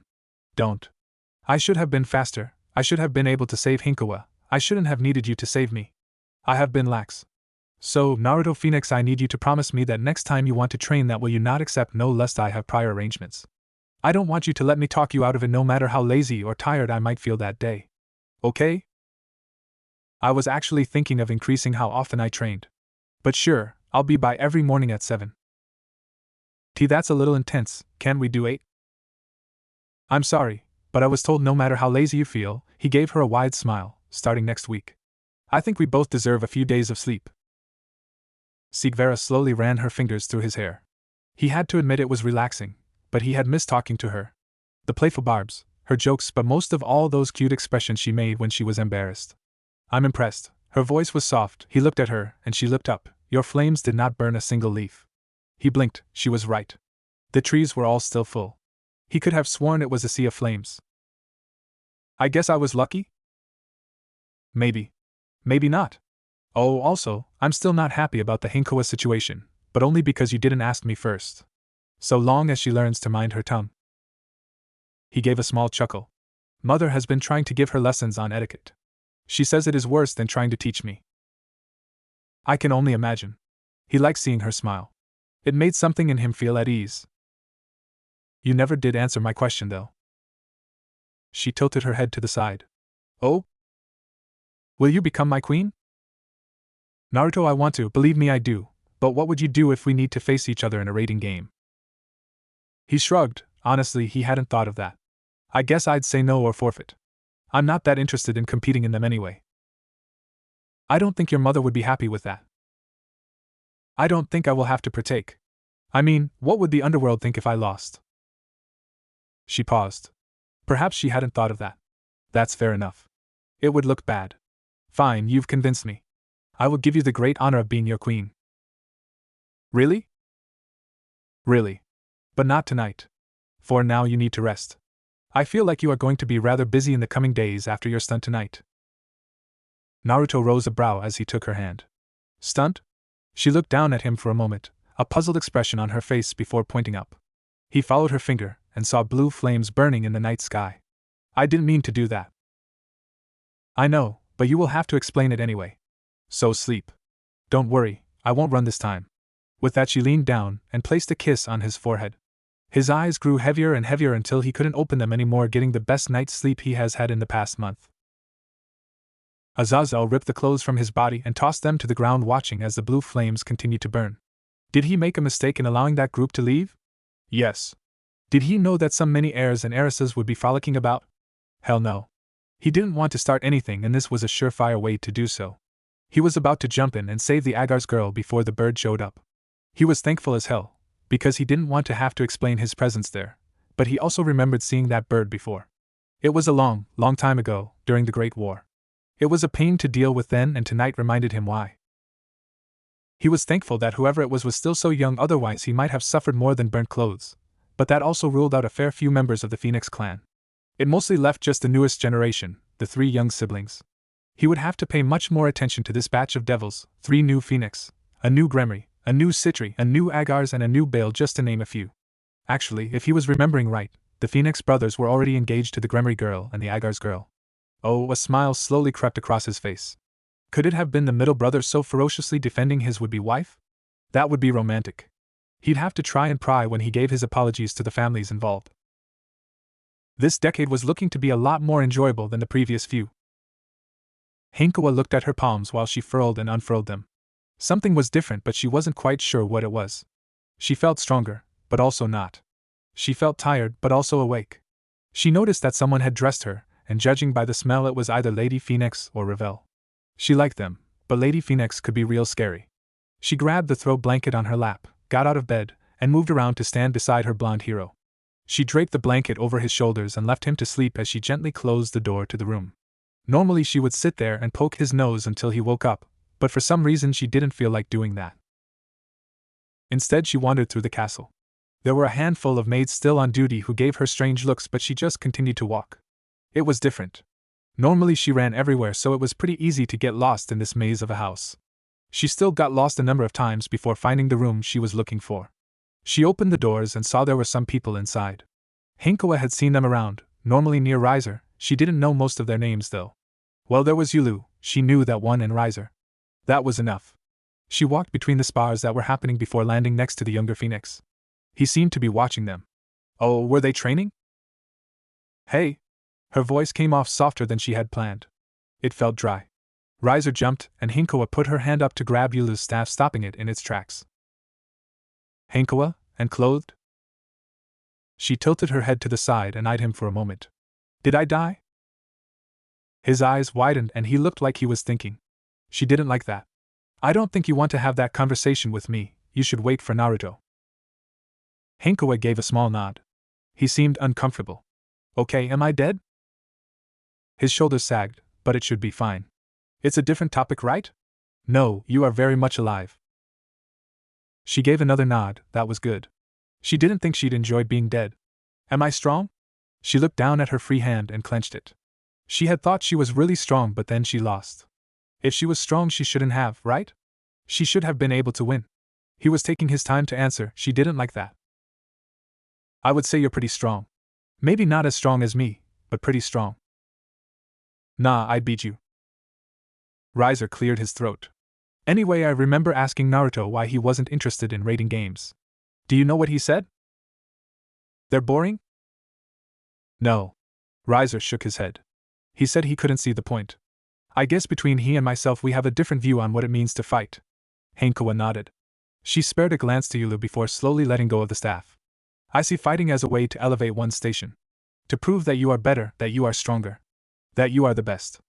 Hankoa had to fully agree, that was the best way to prove oneself. So to me, raiding games are a way to do that in a somewhat safe environment. There is also the political stuff that comes with it. Yucky. Riser let out a small laugh. Naruto is much the same when it comes to politics. Regardless, you're probably interested in what he thought, right? He watched her, and she didn't know. She agreed with how Riser felt, apart from all the talky stuff. She didn't like that too much. Still, she nodded. Naruto believes that fighting fighting seriously should only be done when you have something to protect, someone to protect. I had joked and asked what he'd do if Sigvara would die if he didn't win a rating game.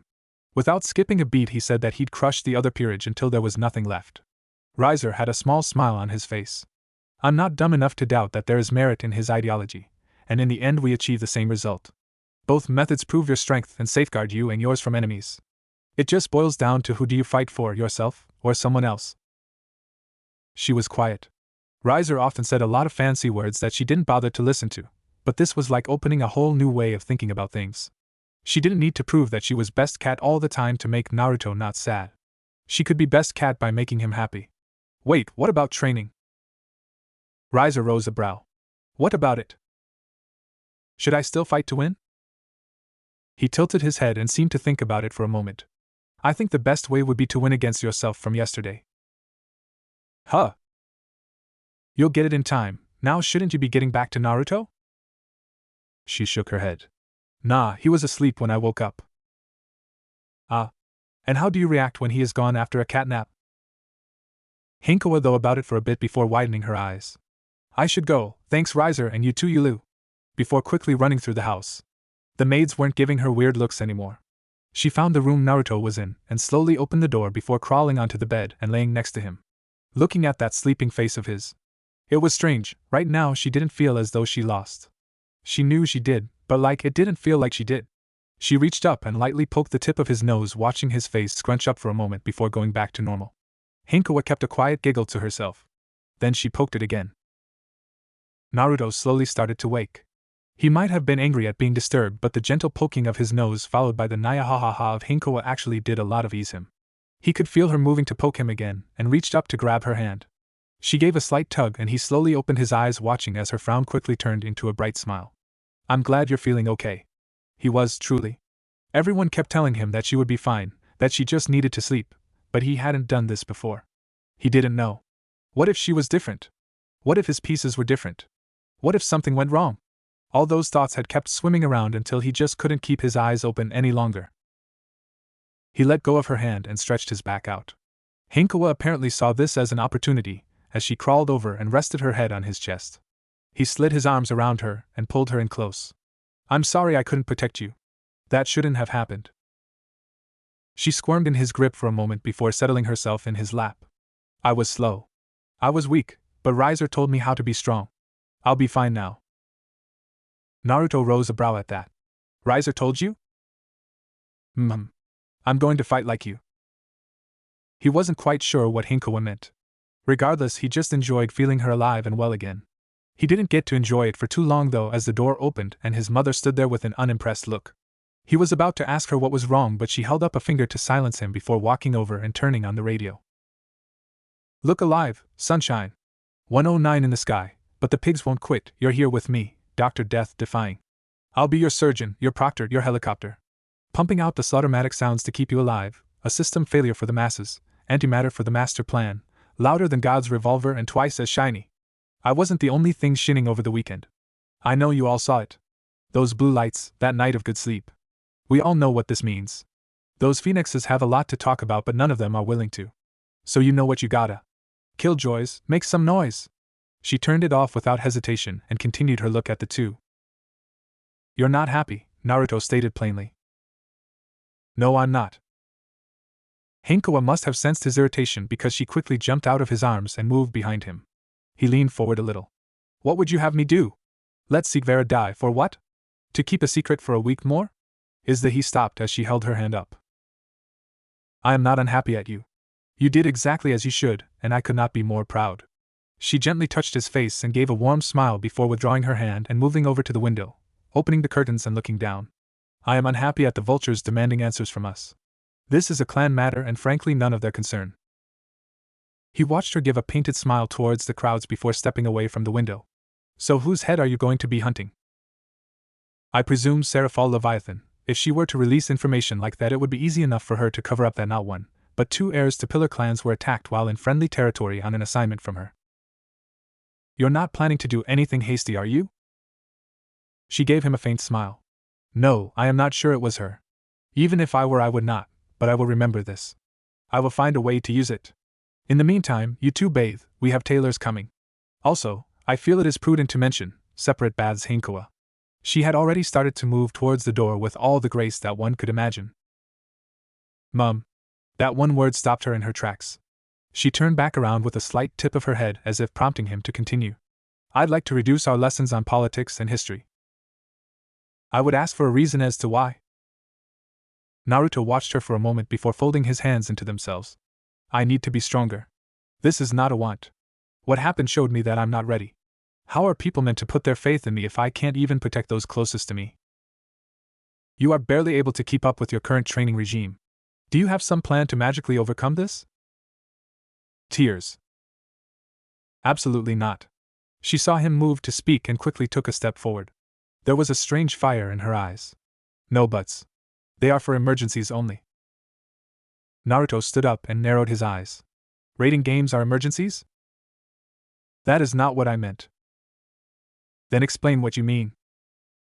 Raven took a small step back and crossed her arms under her chest. We do not know if there are other side effects of you taking tears. Other side effects? Your dreams.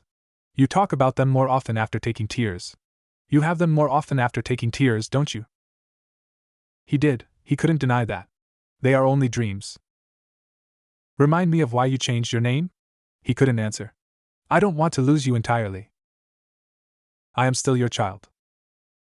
Are you? They stood there, either one blinking. He saw the tears in her eyes. Where is my boy that liked to run through the gardens? My boy that thought fighting was pointless? Where is my boy that would disrupt dinner to cheer his sister up with fart noises? He clenched his fists. He could feel that fire stirring. Locked behind doors training, learning, becoming the very thing you are telling me not to after you told me how proud you were. After you told me I was our hope for a better future. Is this that future, Mom? One where you feel the need to scrutinize every choice I make? Tell me, are you still proud of me? He could see her shaking. He wanted to take back what he had said. He didn't. He did. He wasn't sure. He saw her lip quiver as blood slowly fell before flames licked the wound shut. Get out. Naruto blinked. He wasn't expecting that. She normally had a retort for every word he said. But this is what he wanted, wasn't it? He turned his head to Hinkawa, who was shaking behind him. Let's go. He didn't look back as he crossed the hall, or even when they entered to welcoming hall. He pushed the doors open and waded through the crowd, dodging every question that came or saying that there would be an announcement later. He'd prove her wrong. He was still her son. Rias was a little miffed. She hadn't given chase when Sigvera flew off the other night. She should have, because apparently something huge happened. The Phenex and Agar's clans were very, very tight-lipped, and her brother was trying to figure out just what went down. She of course had her own methods, which is why she was standing outside of the Agar's household waiting to be let in. She could enter under the guise of visiting Sigvera, and perhaps she would be able to worm something out of the heiress. After a few moments, Lady Agars opened the doors and looked down on her. Rias could feel those pink eyes searching her for something. What exactly she didn't know. I'm here to see Sigvera?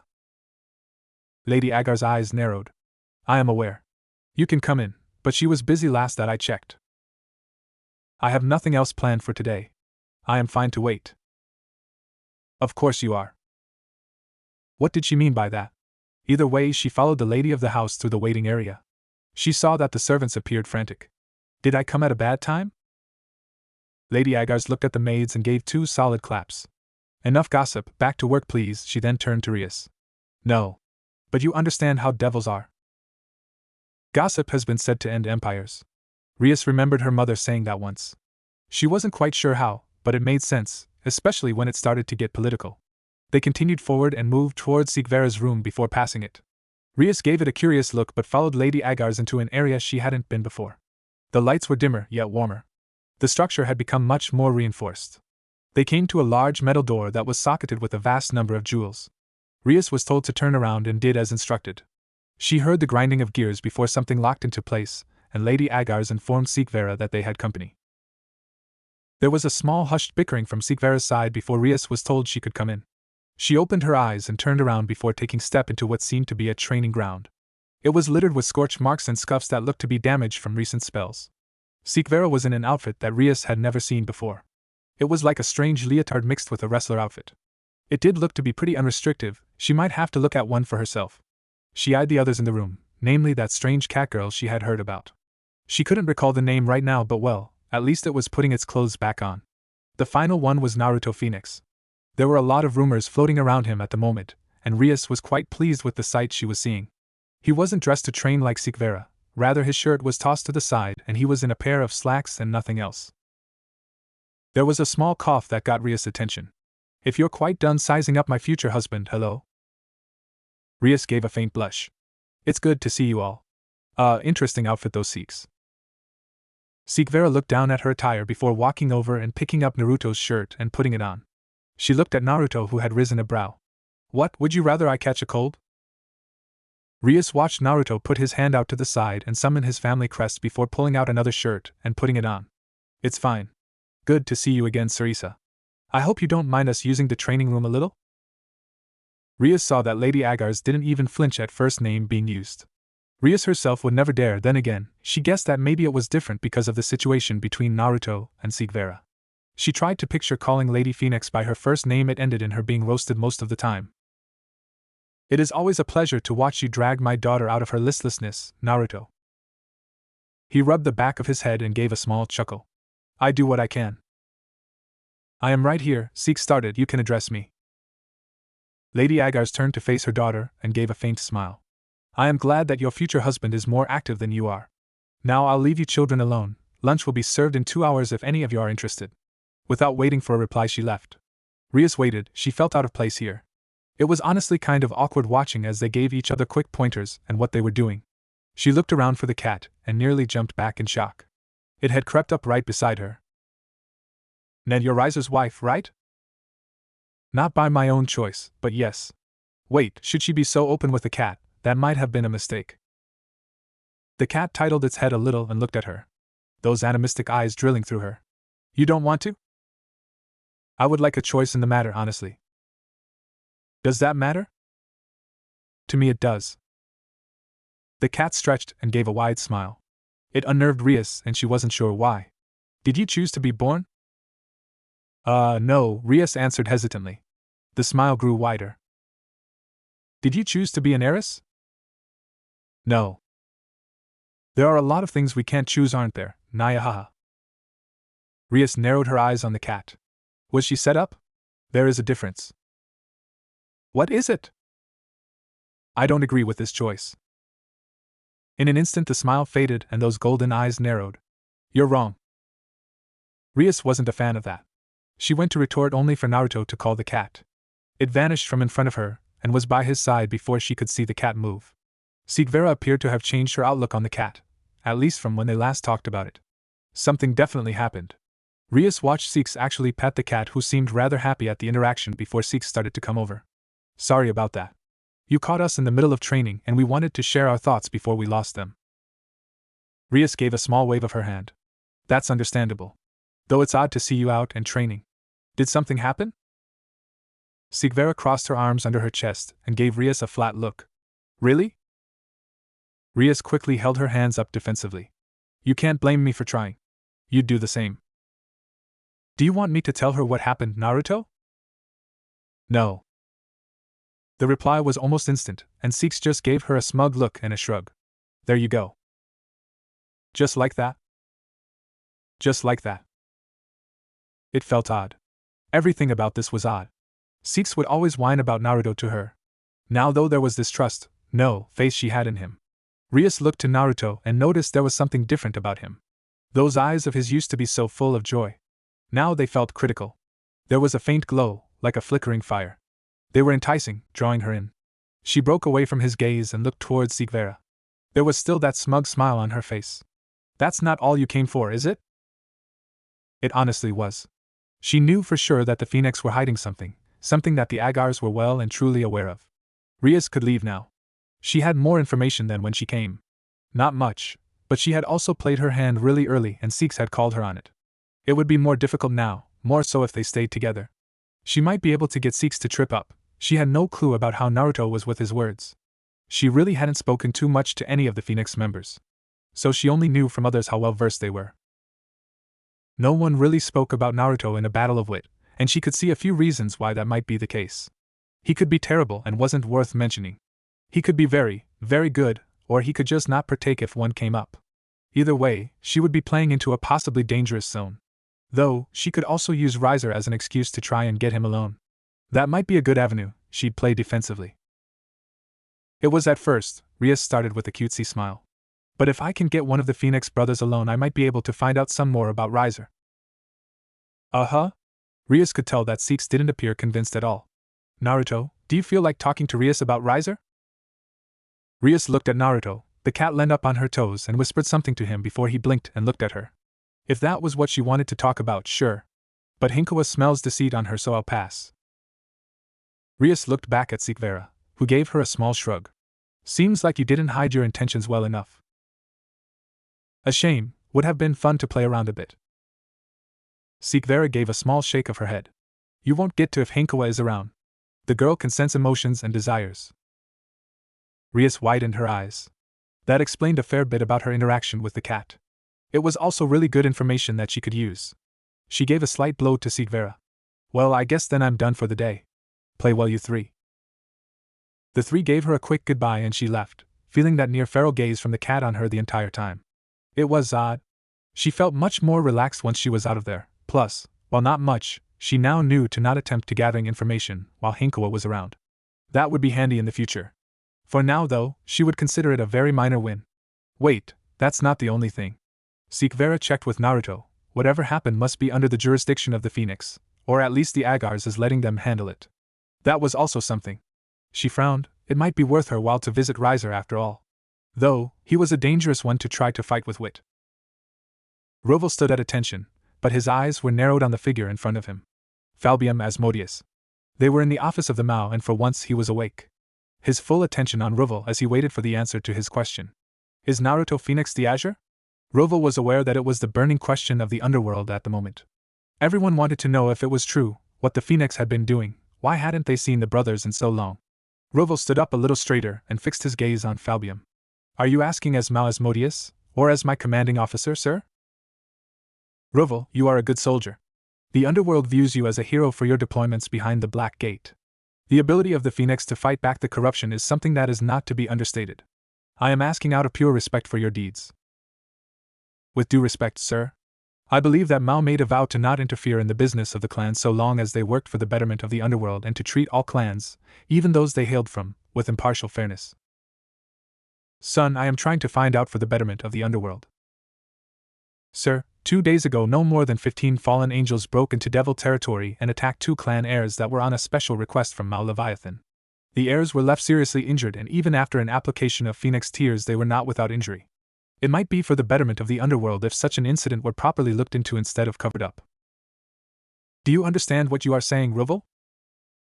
Roval gave a stern nod. I am saying that instead of the Phenex and Agars clan receiving compensation and justice for the damage done to our heirs, we were instead thrust into the public light to obscure what happened to the citizens of the underworld.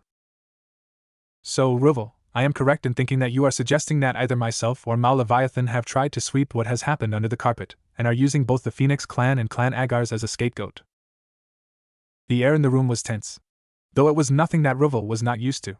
Compared to dealing with the elders of the Phenex, this pressure was a slap on the wrist. That is correct. Roval, you are aware that such an accusation could make the Phenex clan enemies of the Mao, correct? I am well aware, sir. I would also like to use this private discussion to inform you that the Mao may have the sorry task of dealing with fallout that is still yet to come. As of yesterday, Lady and Lord Phenex entered into discussions with the yokai regarding the trade of Phenex tears, as it appears that the underworld and the Mao no longer believe their services are necessary, sir. Roval watched the eyes of Mao of military affairs widen. It would be interesting to see how their military would run without Phenex tears. In fact, it would likely cut the strength of it by half. Every soldier that he knew had at least one vial, giving them a near second chance at a mission, a fight. Sir, I believe it might be prudent to correct something you said earlier. Without proper resolvent of this situation regarding the heirs of Phenex and Agars, the Mao will make an enemy out of the Phenex, and I am sure the Agars will not be far behind. Not the other way around. We just want the protection and agreements that were spoken about when we helped to win the Mao their seats, sir. You are playing a dangerous game, Roval. Sir, with all due respect, the Phenex clan is not. What do you think that the Norse faction, or the Hindu faction would offer for the amount of tears we supply the underworld each year? He waited for the thoughts to circulate through Falbium's mind. Then there's raiding games, sir. They have recently started to have a drastic increase in popularity. namely due to the allowance of Phenex tears in high-stakes matches. How would you explain to the public that there would be a rewrite of their favorite pastime? There have even been reports of devils using tears to help with sexual reproductivity. A silence formed between the two as they watched one another. Eventually Falbium let his shoulders sag. Roval knew why. There was too much at stake. What does the Phenex clan want? I will have Lord and Lady Phenex draft up a contract. We will of course need our allies to check it, then we shall send it to the Mao, sir. Falbium gave a small nod. Very well, I will inform the Mao that a meeting will be had once the contract hits my desk. You may leave. Roval turned on his feet and headed to the door. Also, well played, Roval. Roval gave a small shake of his head. Sadly it wasn't, sir. The actions of your comrades have put you in a fragile position. With that he left. The guards on the other side of the door giving him a small salute as he passed. Was what he just did dangerous? Beyond a shadow of a doubt, yes. But it was needed. The Mao have been breaking their promises for a long time now, and they needed to be brought back into line. Still, maybe this type of win would get his mother out of her funk. He left the building and gave a tired sigh before sprouting his wings and heading home. He saw Raven in the garden and dropped down beside her. She didn't turn and just continued to look at the flowers. Do you know that I remember every flower you children planted? Her voice was soft, and she knelt down beside a patch. We don't see you in the garden all that much. No, I am hopeless when it comes to plants. But that doesn't mean that I don't know of them. Roval, do you remember what you planted with me? He thought for a while before shrugging. I think it was yellow? The yellow tulip. It means bright smile. You're not the only one. All of you children planted yellow flowers. Roval looked past her. There was more coming. She was not in front of a patch of yellow flowers. I sense a bud coming. Do you remember what Naruto planted? You said it was interesting. He couldn't recall the conversation. I can't say that I do. The iris, I thought it was odd myself. Now though I find it wholly fitting. Do you know what the iris stands for? Mother, you know I don't. I never really was one for flowers. Faith, trust, wisdom, valor and hope. Roval pursed his lips together and looked at the flowers in front of her. They meant very little to him, but he wasn't sure he could say the same for his mother. You're thinking about your argument still? No. He is right. It does not mean that I have to like it, but he is right. I won't disallow the use of tears for his training, but I would feel better if he didn't use them. I will let him know when he chooses to return. Speaking of, Roval started, when you're done walking through the gardens. I believe I have something you might be interested in? Raven turned to face him with a curious glance. Falbium tried to push for information on the Azure.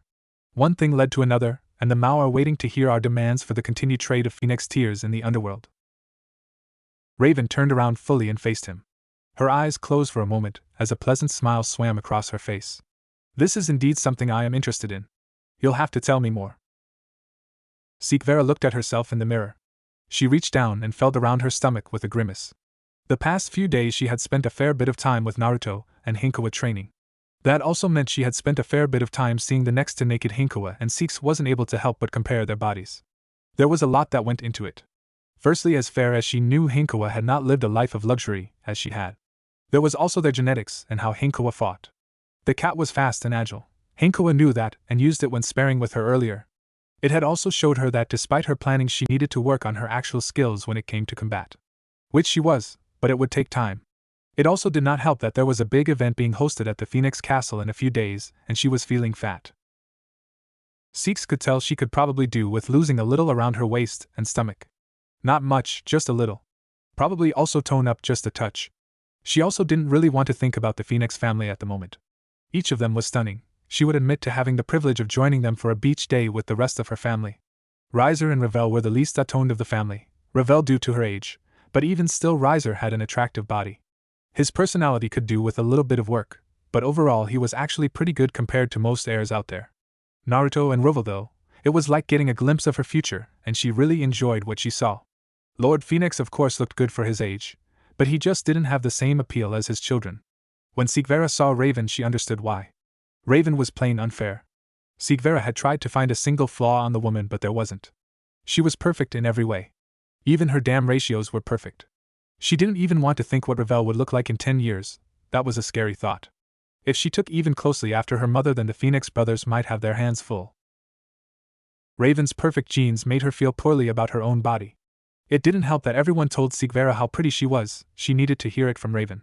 And that was a tough fact for her to swallow. Raven always called her adorable or cute, like a child.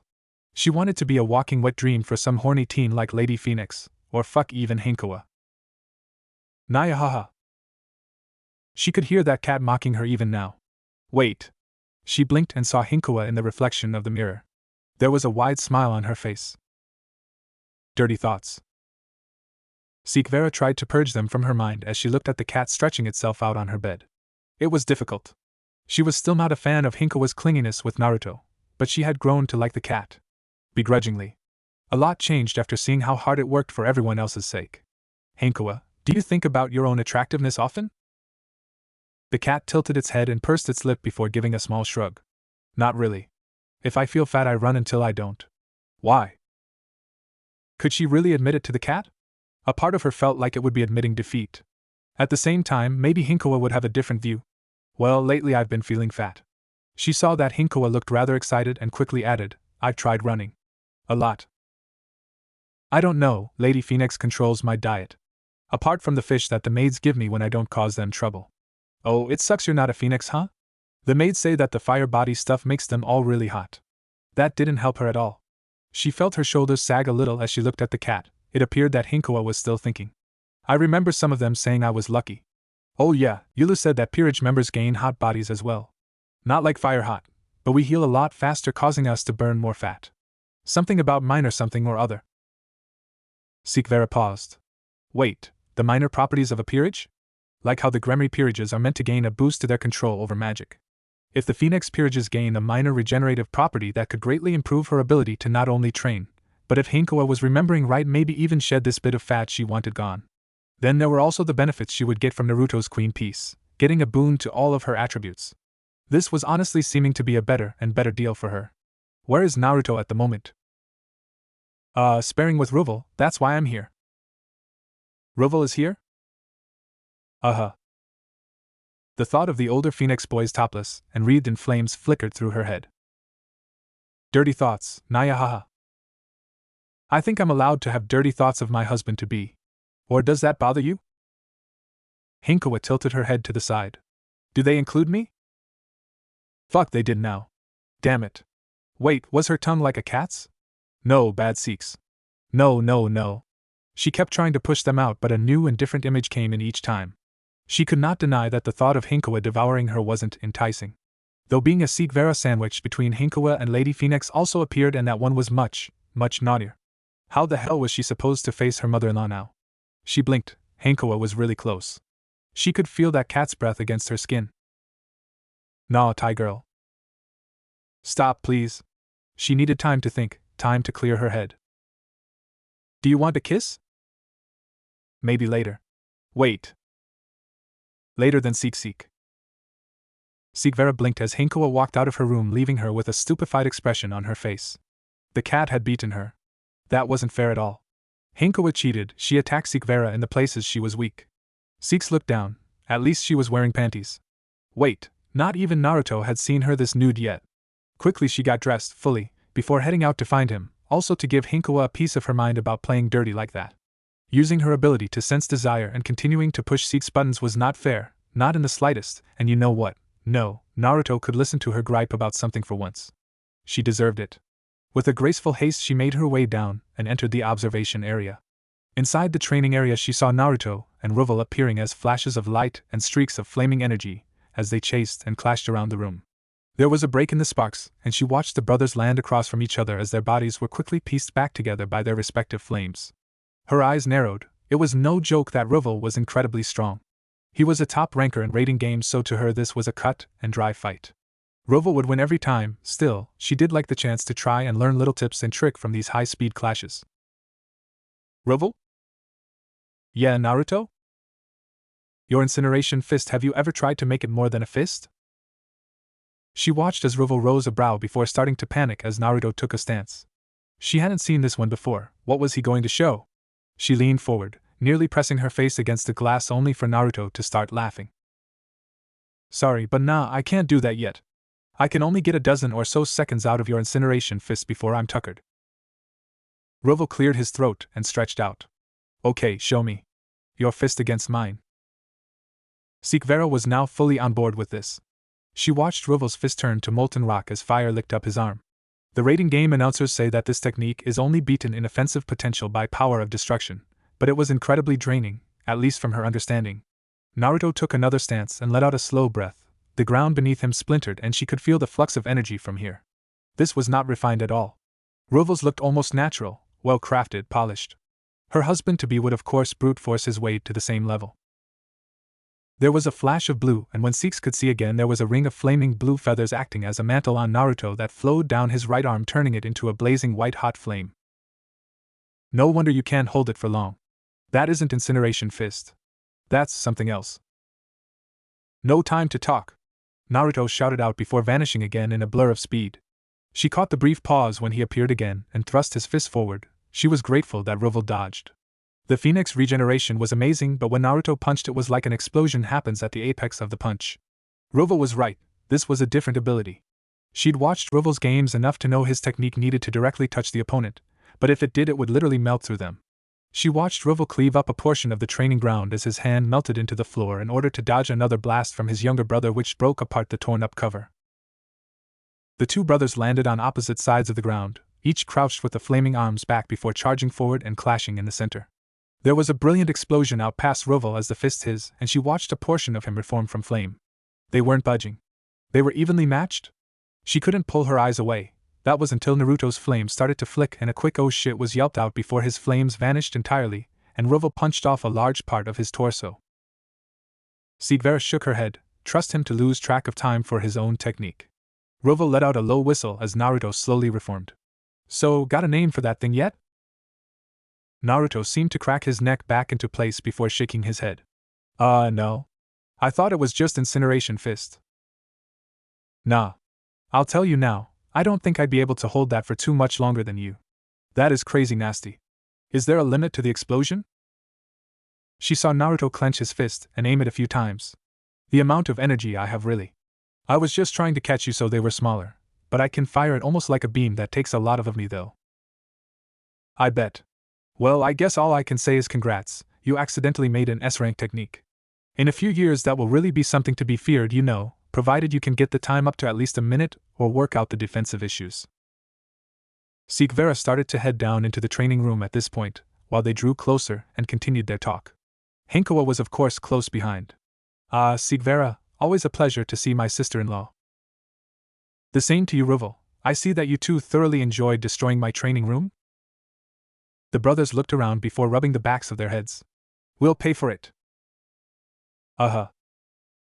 Anyway, sis, did you see Naruto's new move?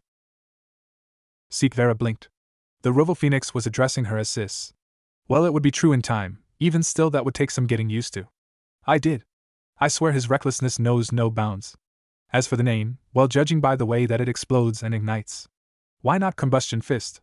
She offered and could see the brothers testing the name a few times. You honor us with your elegance, Lady Sikvera, Ruvel offered playfully. Yes, praise me all you want. But if I may have a moment with Naruto, I believe I still owe him something. She feels fat and wants to become your queen, so she isn't. Hinkawa did not help. Sikvera quickly looked to the two brothers. Naruto looked like he didn't know what to do. He could defend her, she would like that, but at least it was better than Ruvel, who was trying his best not to laugh. That is not the only reason, but I do consider that a large benefit. I mean, no offense, but the Phenex clan is remarkable athletic despite not many of you actually training. She would attempt to play it off a little. None taken, sis. But yeah, maybe we should start advertising that for our peerages. Might make recruitment easier in some cases. Join the Phenex and become the new you. Or something like that. And people say I need to take things seriously, muttered her husband-to-be. Ruvel though just laughed his comment off. Well, I'll leave you three to do teenage things. Don't do anything that I wouldn't. Oh, also, Naruto. Mom isn't angry anymore, but you might want to talk to her when you come back. Yeah? Tell her I'll be back for dinner. Oh, also Hinkawa, can you go back with Ruvel? I need to talk to Sikvera for a bit, and you can be pretty distracting at times. Hinkawa narrowed her eyes on Sikvera for a moment before shrugging. Okay, no more dirty thoughts though, Seek. Sikvera rubbed at her brow. It was moments like these she remembered why she disliked the cat. Well, maybe not disliked, more like could remember why the cat infuriated her. I'll be fine, thank you, Hinkawa. Okay, bye-bye. Also, you still need to see me later, Nyahaha. Seeks threw out a small ball of demonic energy which the cat of course dodged before running through the hall. Rovo following after her. That just left her with Naruto. She turned her full attention back to him, and that bead of sweat running down the side of his neck.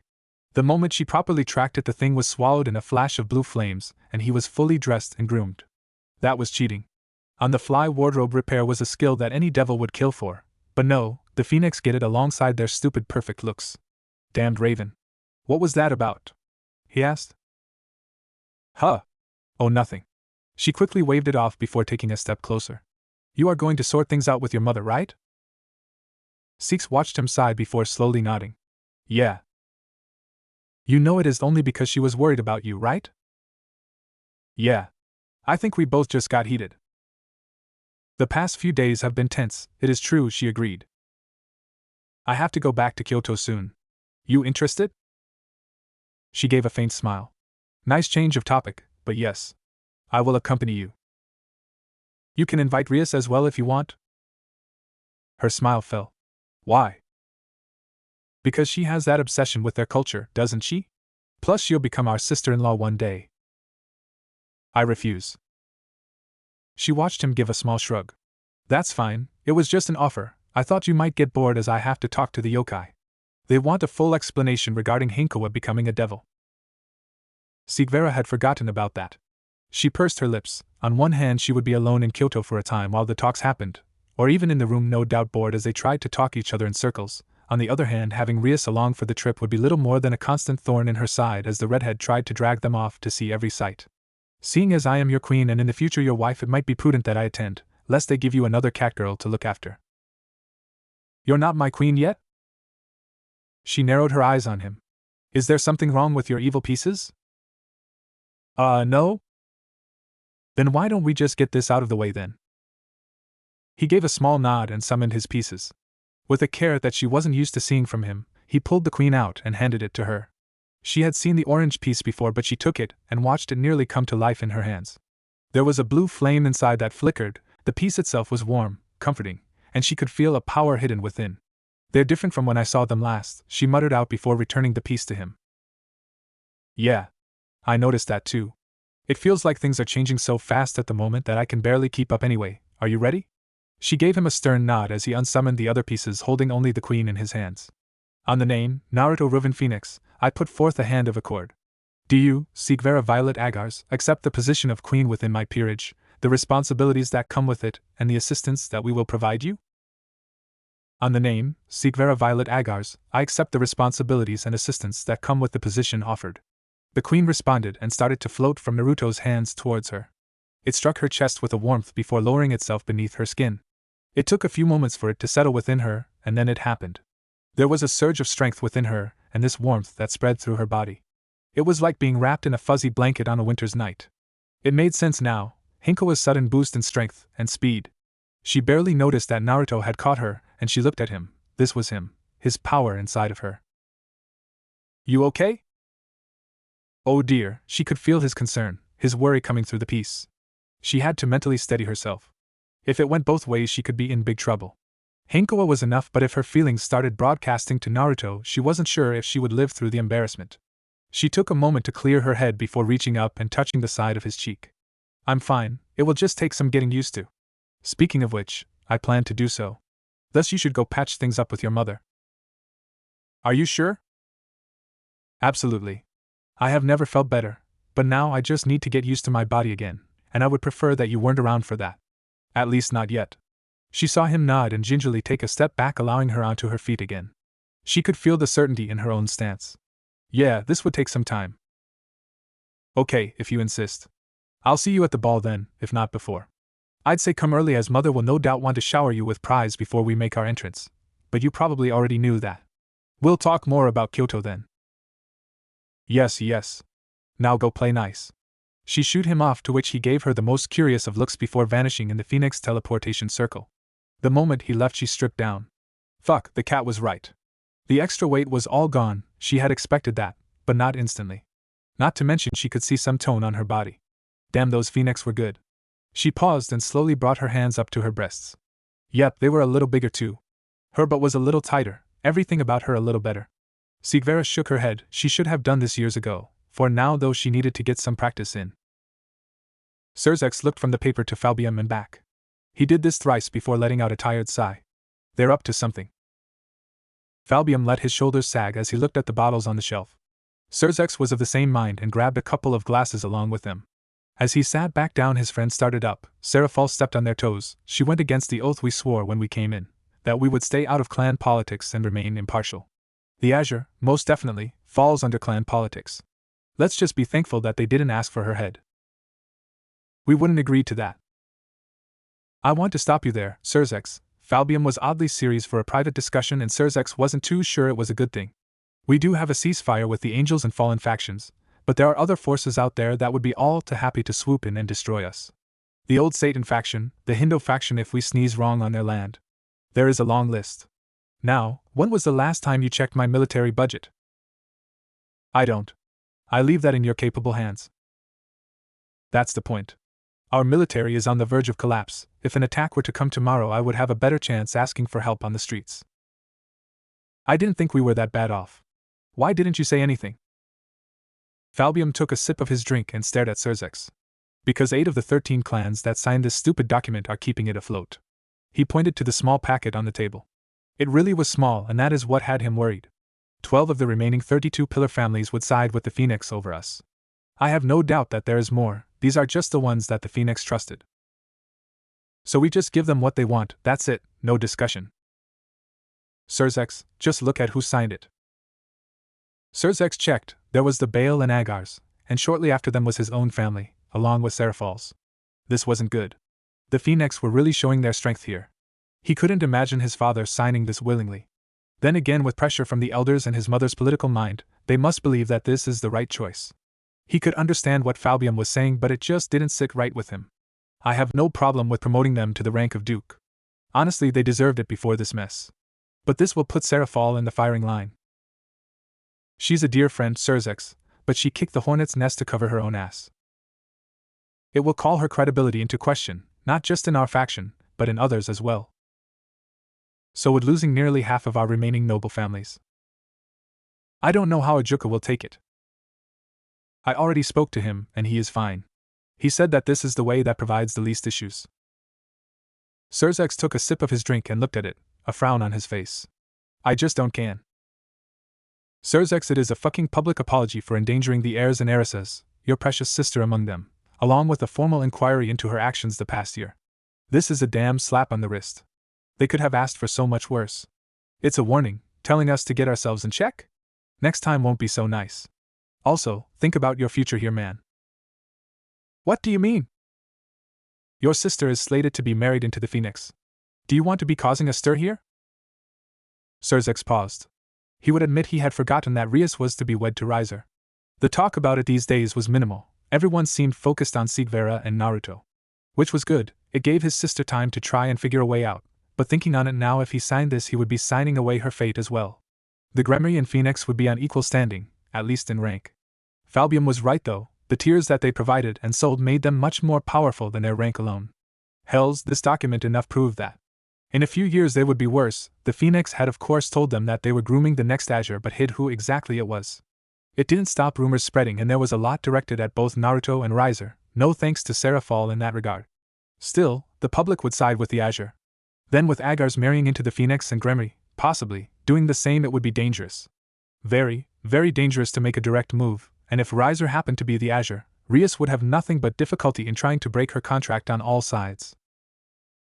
With his thoughts somewhat organized, Surzex let his shoulders sag. How long do we have to sign it? If we have not agreed to their requests by the day following their announcement ball, they will consider it a sign of noncompliance. He nodded. If we play this right, we can keep most of it from the public and also remove questions around events. Surzex, please don't tell me you're trying scheme now? No.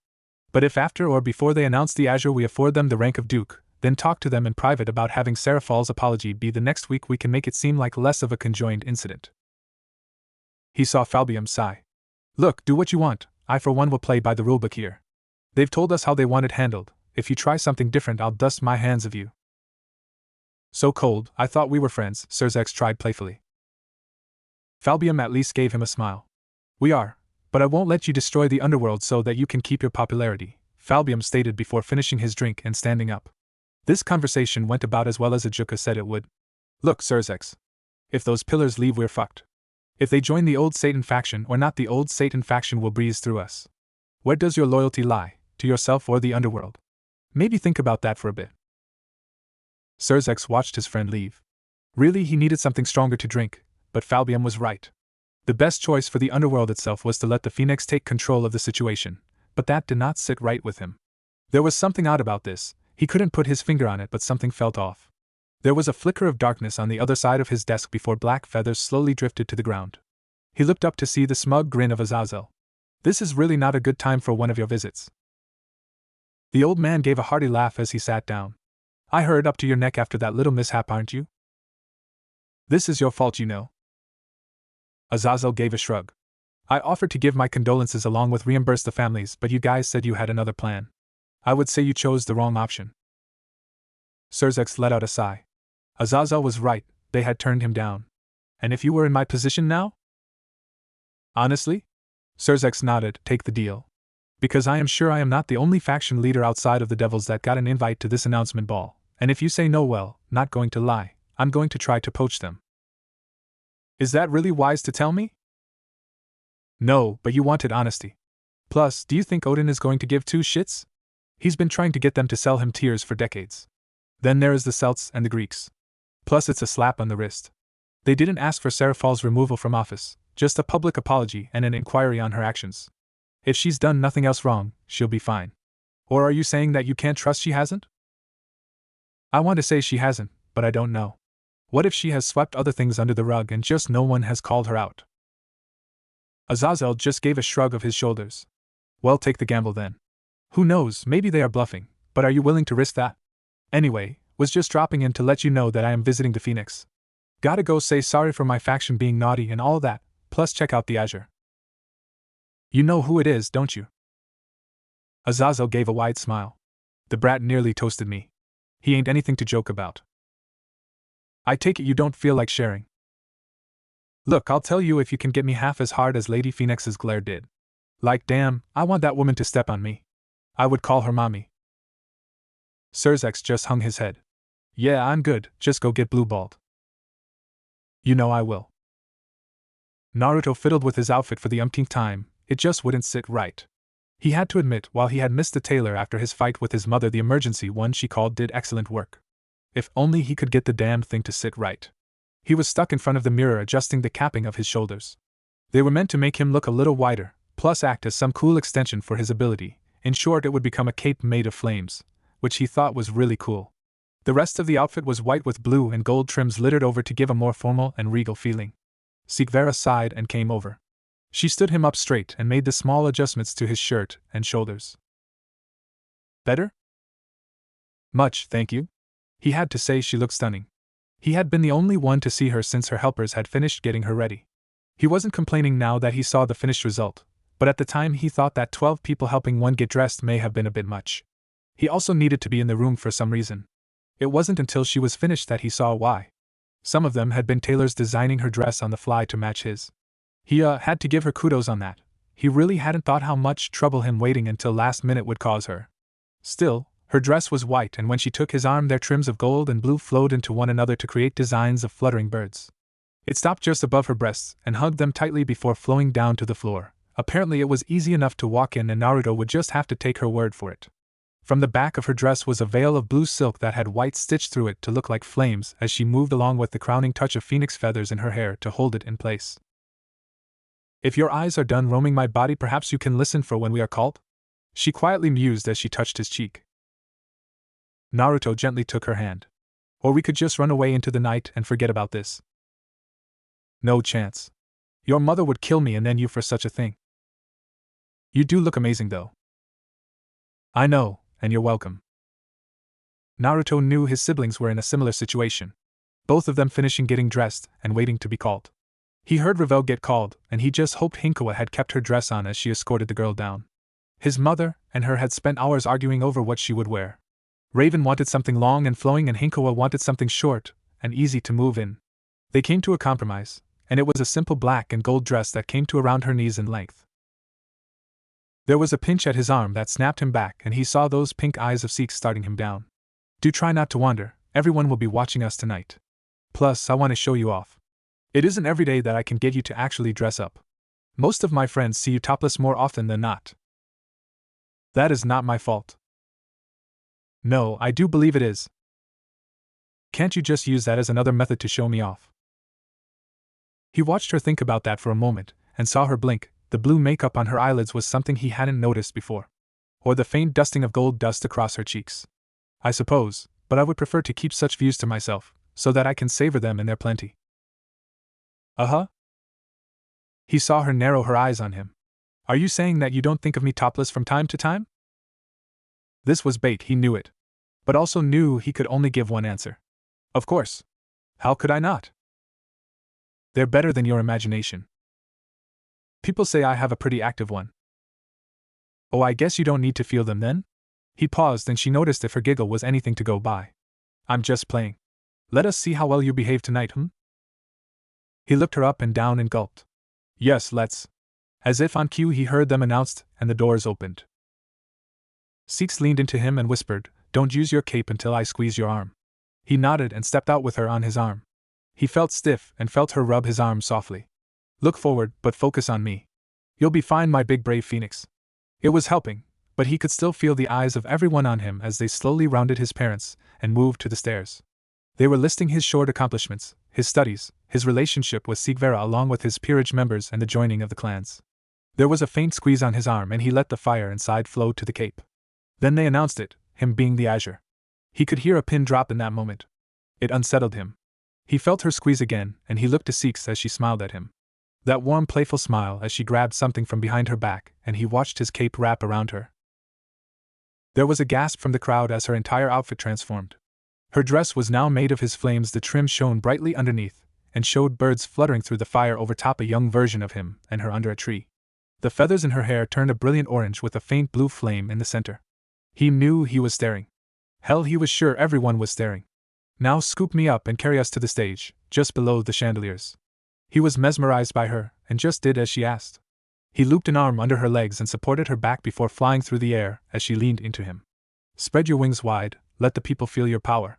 He did. He let his energy out as the tiny blue embers fell from his extended wings. The people watching in awe as they crossed the room. He took the stage behind his brothers and their partners who were clapping. Ruvel, of course, let out a long whistle as they approached. He looked out over as little nets had caught some embers holding them in the air while the chandeliers had taken the color of his flames, basking the room in a dull blue glow. He watched as Sigvera slowly drew something around her. It was a long white staff with gold wrappings coming to a basket weave at the top where a small blue fire flickered bright. Hold it with me, and tap twice. He did as instructed and widened his eyes as every member of the serving staff let out a roar of fire into the air. Everyone had come together on this, and just left him in the dark. For that he was thankful. He wasn't sure he would remember his speech if he had all this to worry about as well. His mother gave a small bow to him and a microphone slowly started to ascend from the stage floor. He looked around at the room. There was a lot of people here, from everywhere. Firstly, I want to thank everyone for coming out tonight to celebrate with us, he started. His voice was a little dry, but he would do his best. He felt Seeks gently rub his arm to remind him she was there. I'm not really one for showmanship myself, but it seems between my future wife and my mother that I won't have a problem with that.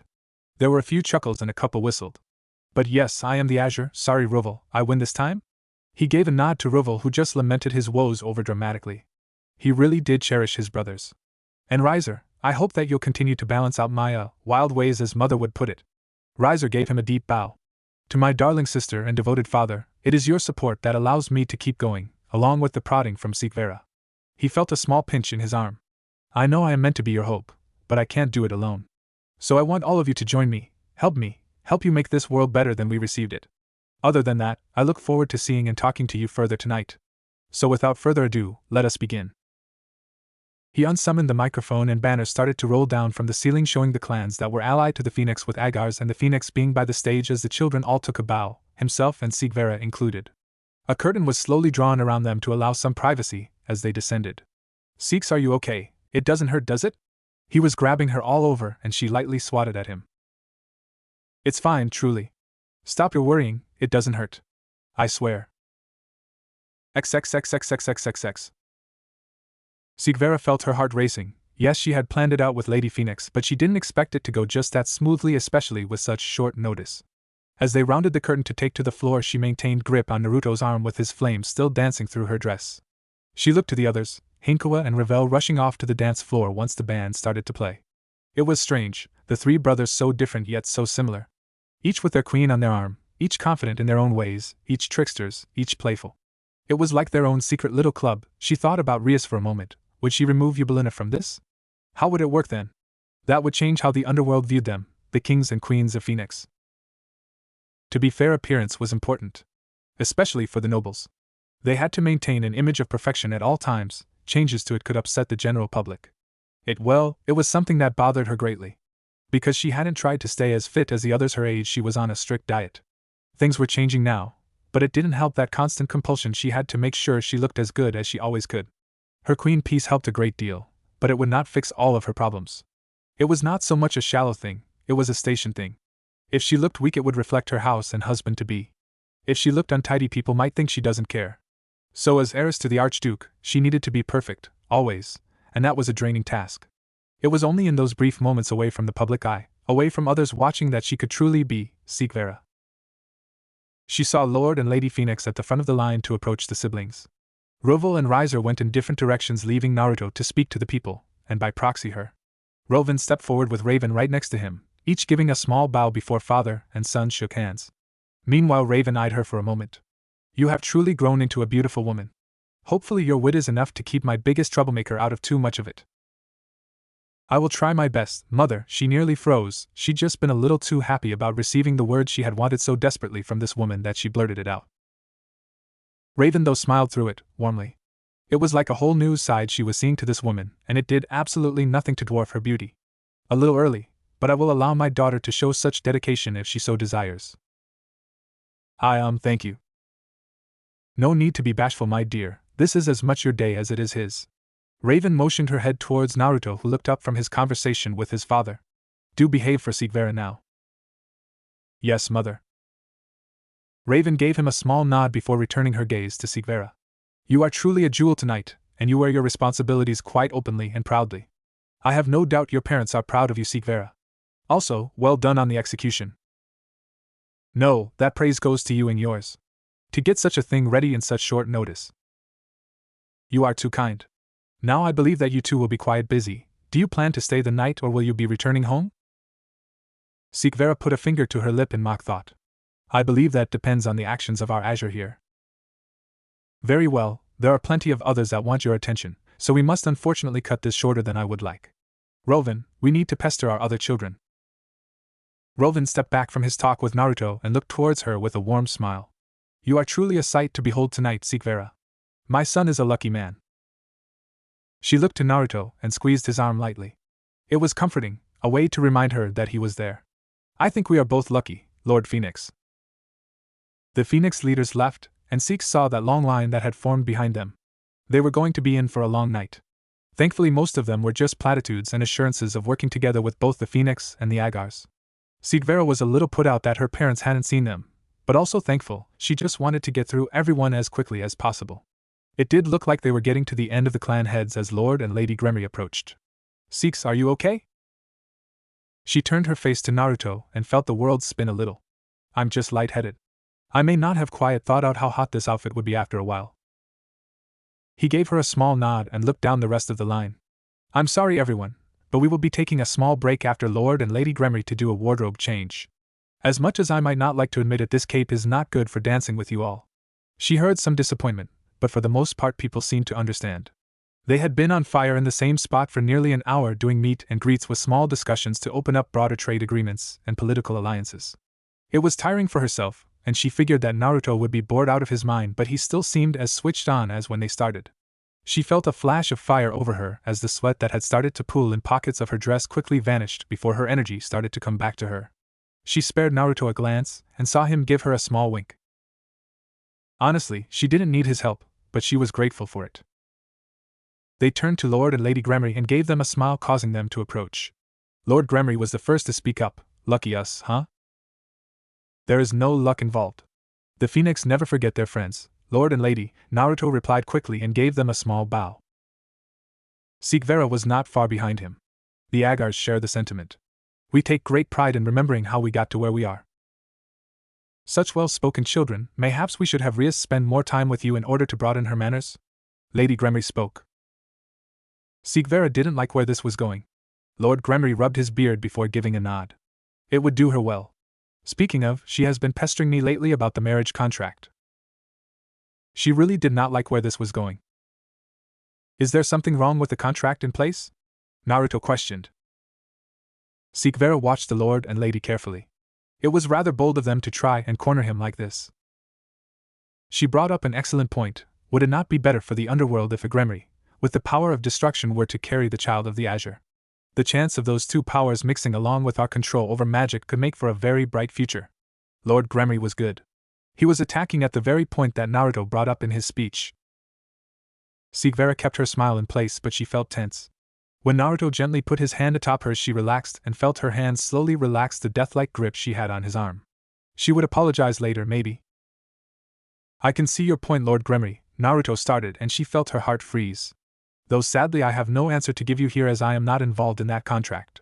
If you want to bring this matter to my parents, I am sure that they will be able to give you a proper discussion after talking it over with the Agars clan, so that we can all find a place where we feel happy about moving forward together. The two Gremory seemed to think it over and shared a look with one another.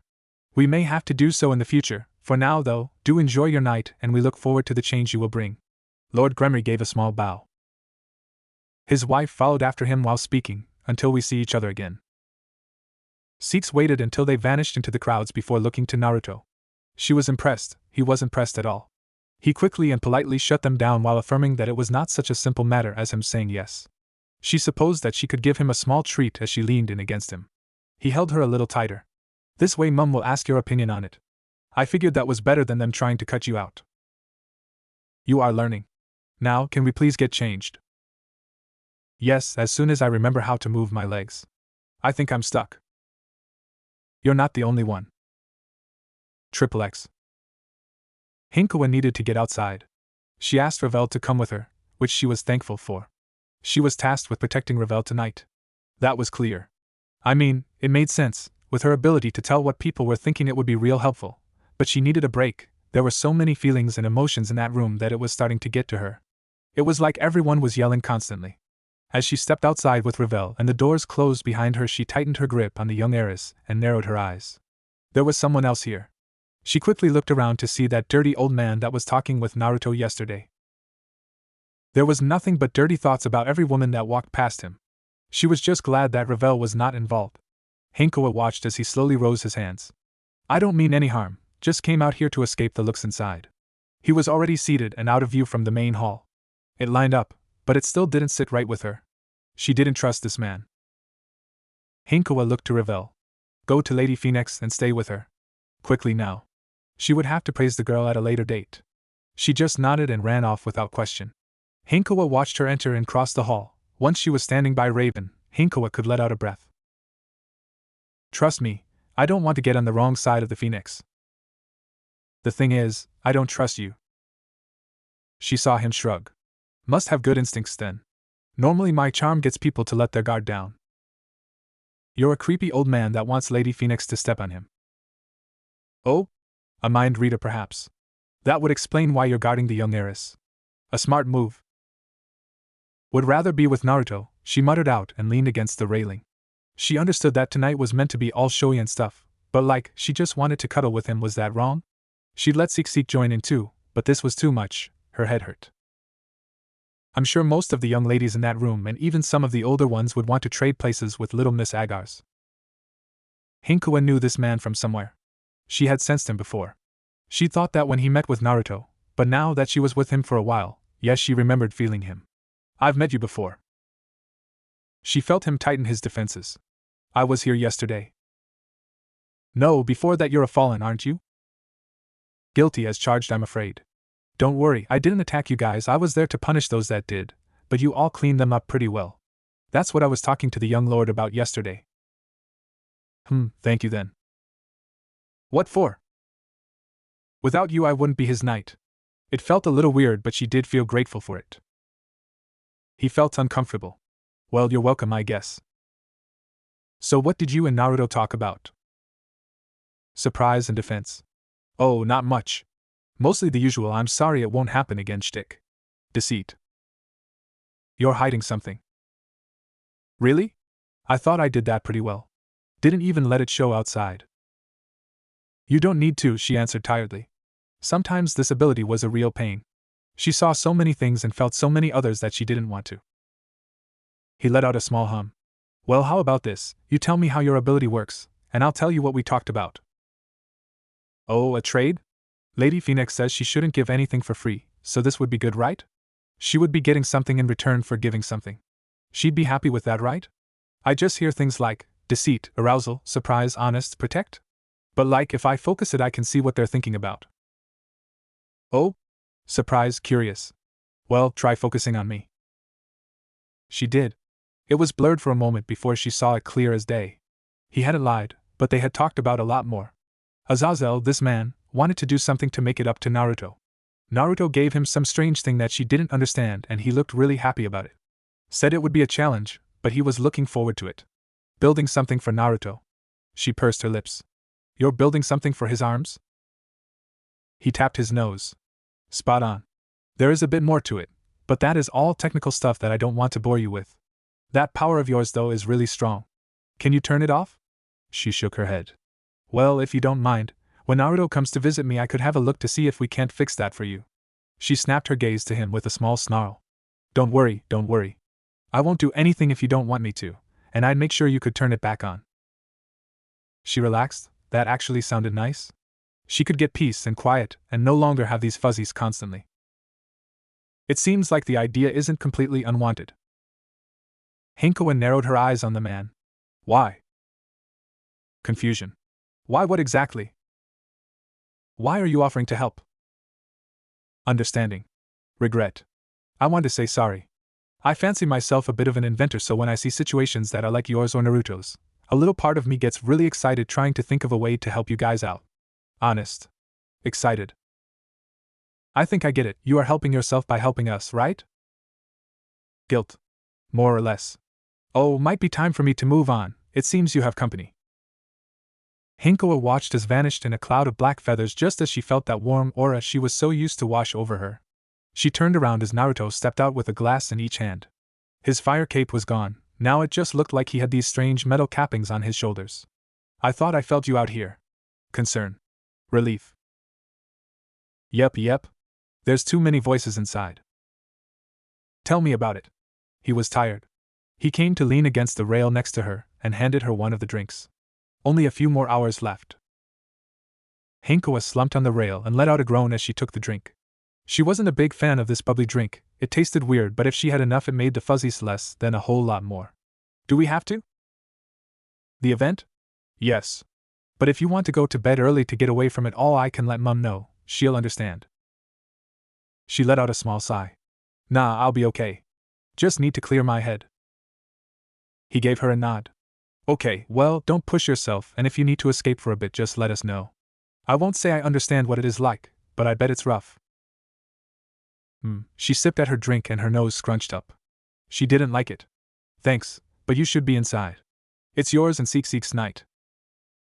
We might be the stars, but you're a part of our family too. Don't forget that, Hinkoa. She blinked when his hand touched the side of her face. Don't be scared to be with us, Seeks won't bite. Naya, haha, maybe. I just need some air first, go, I'll catch up, yep. She watched him eye her for a moment before she felt a wave of despair from him as he approached the doors. She held back a giggle. He was good at pretending to be happy, but she'd always be able to tell. Still, she couldn't wait to get out of this clingy dress. XXX. Sarah Fall watched as the young Phenex went to collect the Agar's heir. This would probably be her best chance to speak to them. Had she made a mistake? Yes. She didn't know that there would be fallen angels trying to get the jump on some devils out late that night. That wasn't something she could plan for, and she knew that she could have handled it better. Namely, sticking to her oath of staying out of clan politics instead of using the Azure to cover up the attack. She just didn't want the people to think she could make mistakes. They might think less of the Mao then, but this blew way out of her expectations. She agreed with the promotion to Duke. They had helped her settle a lot of foreign difficulties with their mercantile methods. Though she also knew that the family was much more akin to a mob family than anything else. Well, not really. Everything they did was legal. Maybe it was just the aggression that they held when securing trade contracts and property. Still, that did not help her situation, and she had the choice. She could play nice and things would go away, or she could cause a storm. The other Mao thought that particular train of thought was wrong, and she had to agree. Conversation with the yokai have just started up again thanks to Naruto Phenex and the Phenex giving them both financial assistance and medical supplies while the Phenex were in talks with the yokai. Everyone else, not so much.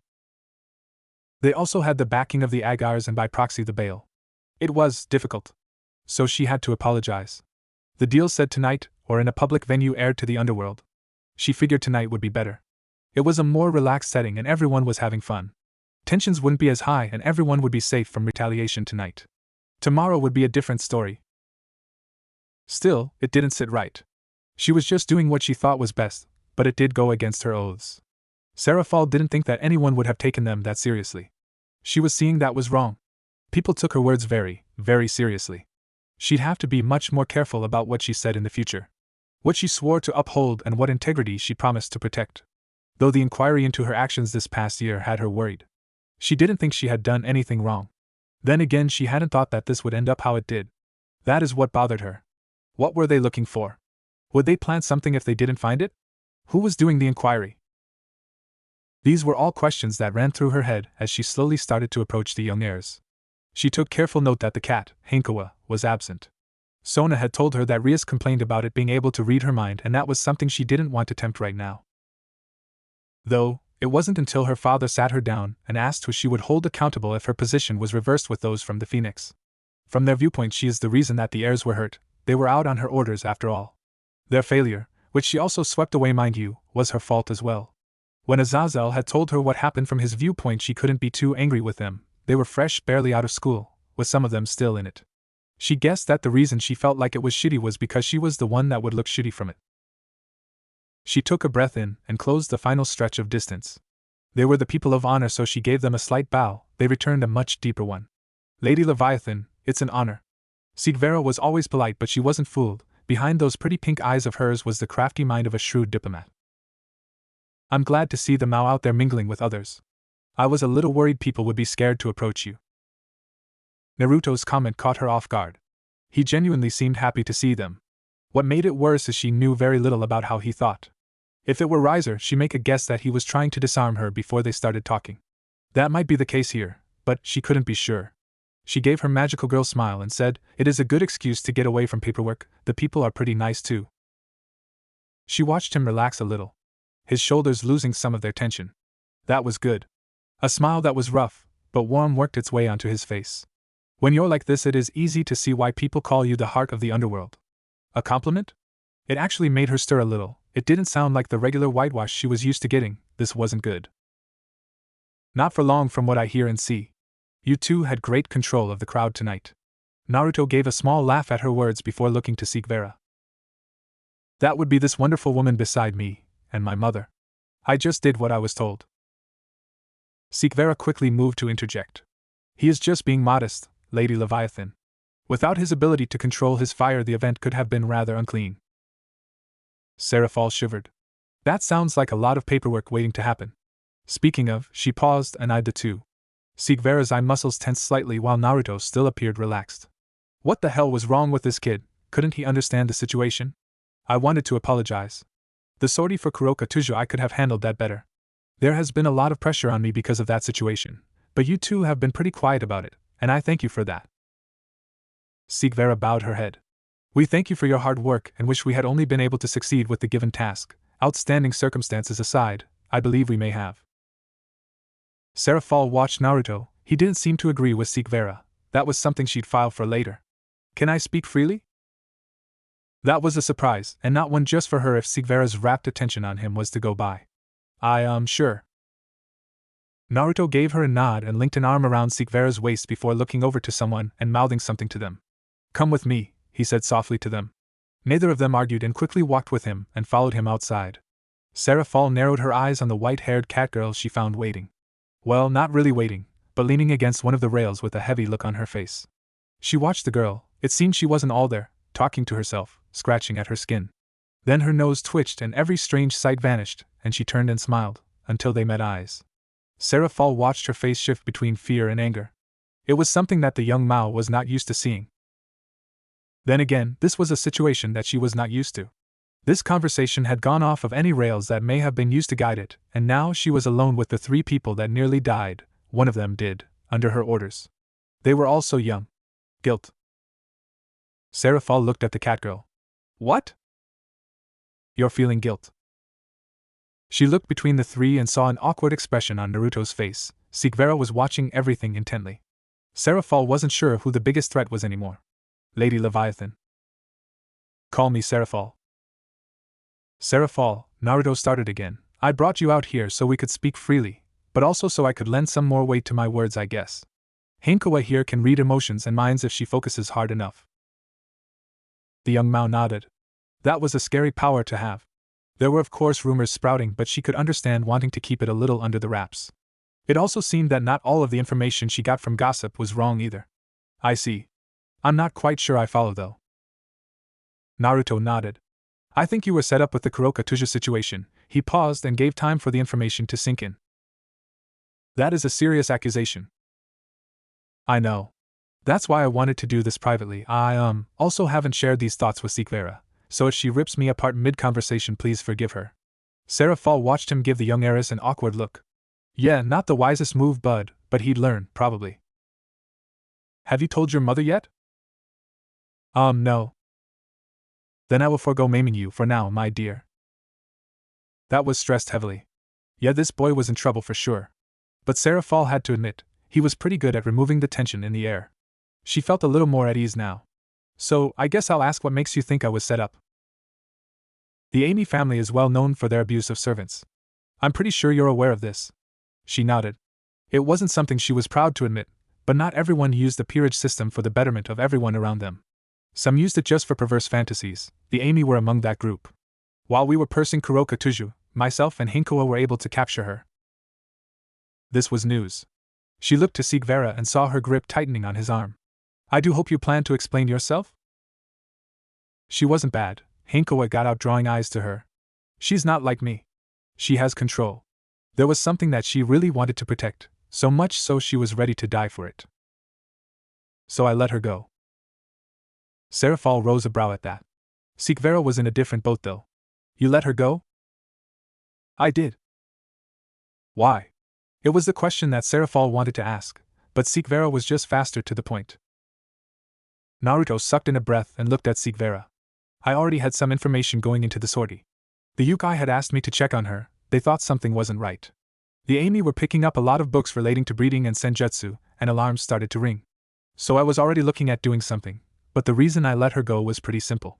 I saw signs that her younger sister, Shiron Tuja, was being held prisoner and subjected to injections of senjutsu-based energy to try and awaken something similar to her sister. He paused and waited for Sarah Fall to nod before continuing.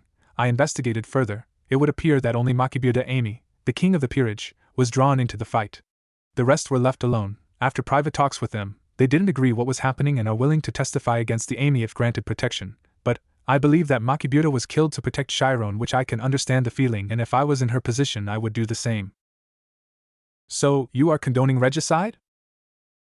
If you want to twist my words like that, Seeks, sure.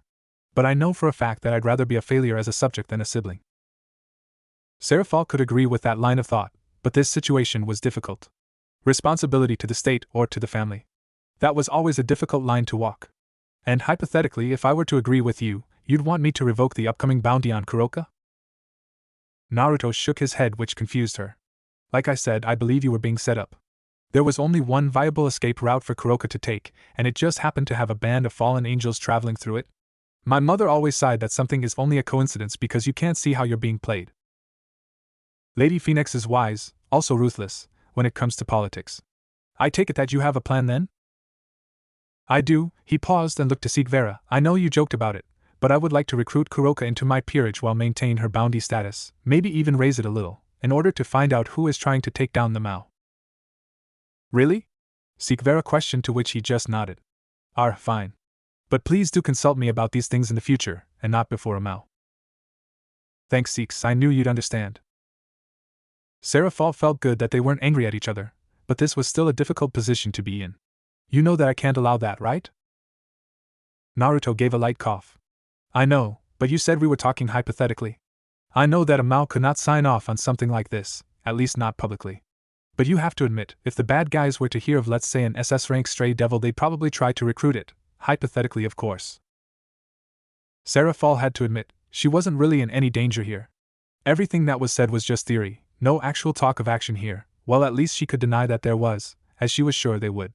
Hypothetically, it is a decent plan. There are some rough edges to work out, like how would you ensure she stays loyal? It appears that we wouldn't have to. Sibling over subject. I heard that Chiron Tuja was found and taken captive. I could promise her safety in the Phenex household where she would have a constant security detail, but still be able to live a relatively normal life. Seraphal frowned. There is a problem with that hypothetical. Sirzex saw that some of the guards were getting antsy, and is keeping her captive in the Gremory household. Rias? Sietvera asked, to which Seraphal gave a slight nod. Of course it is. That's even better. All the girls turned to face him. I would like to know what you mean by that, Naruto. The blonde wasted no time in replying to his stern wife.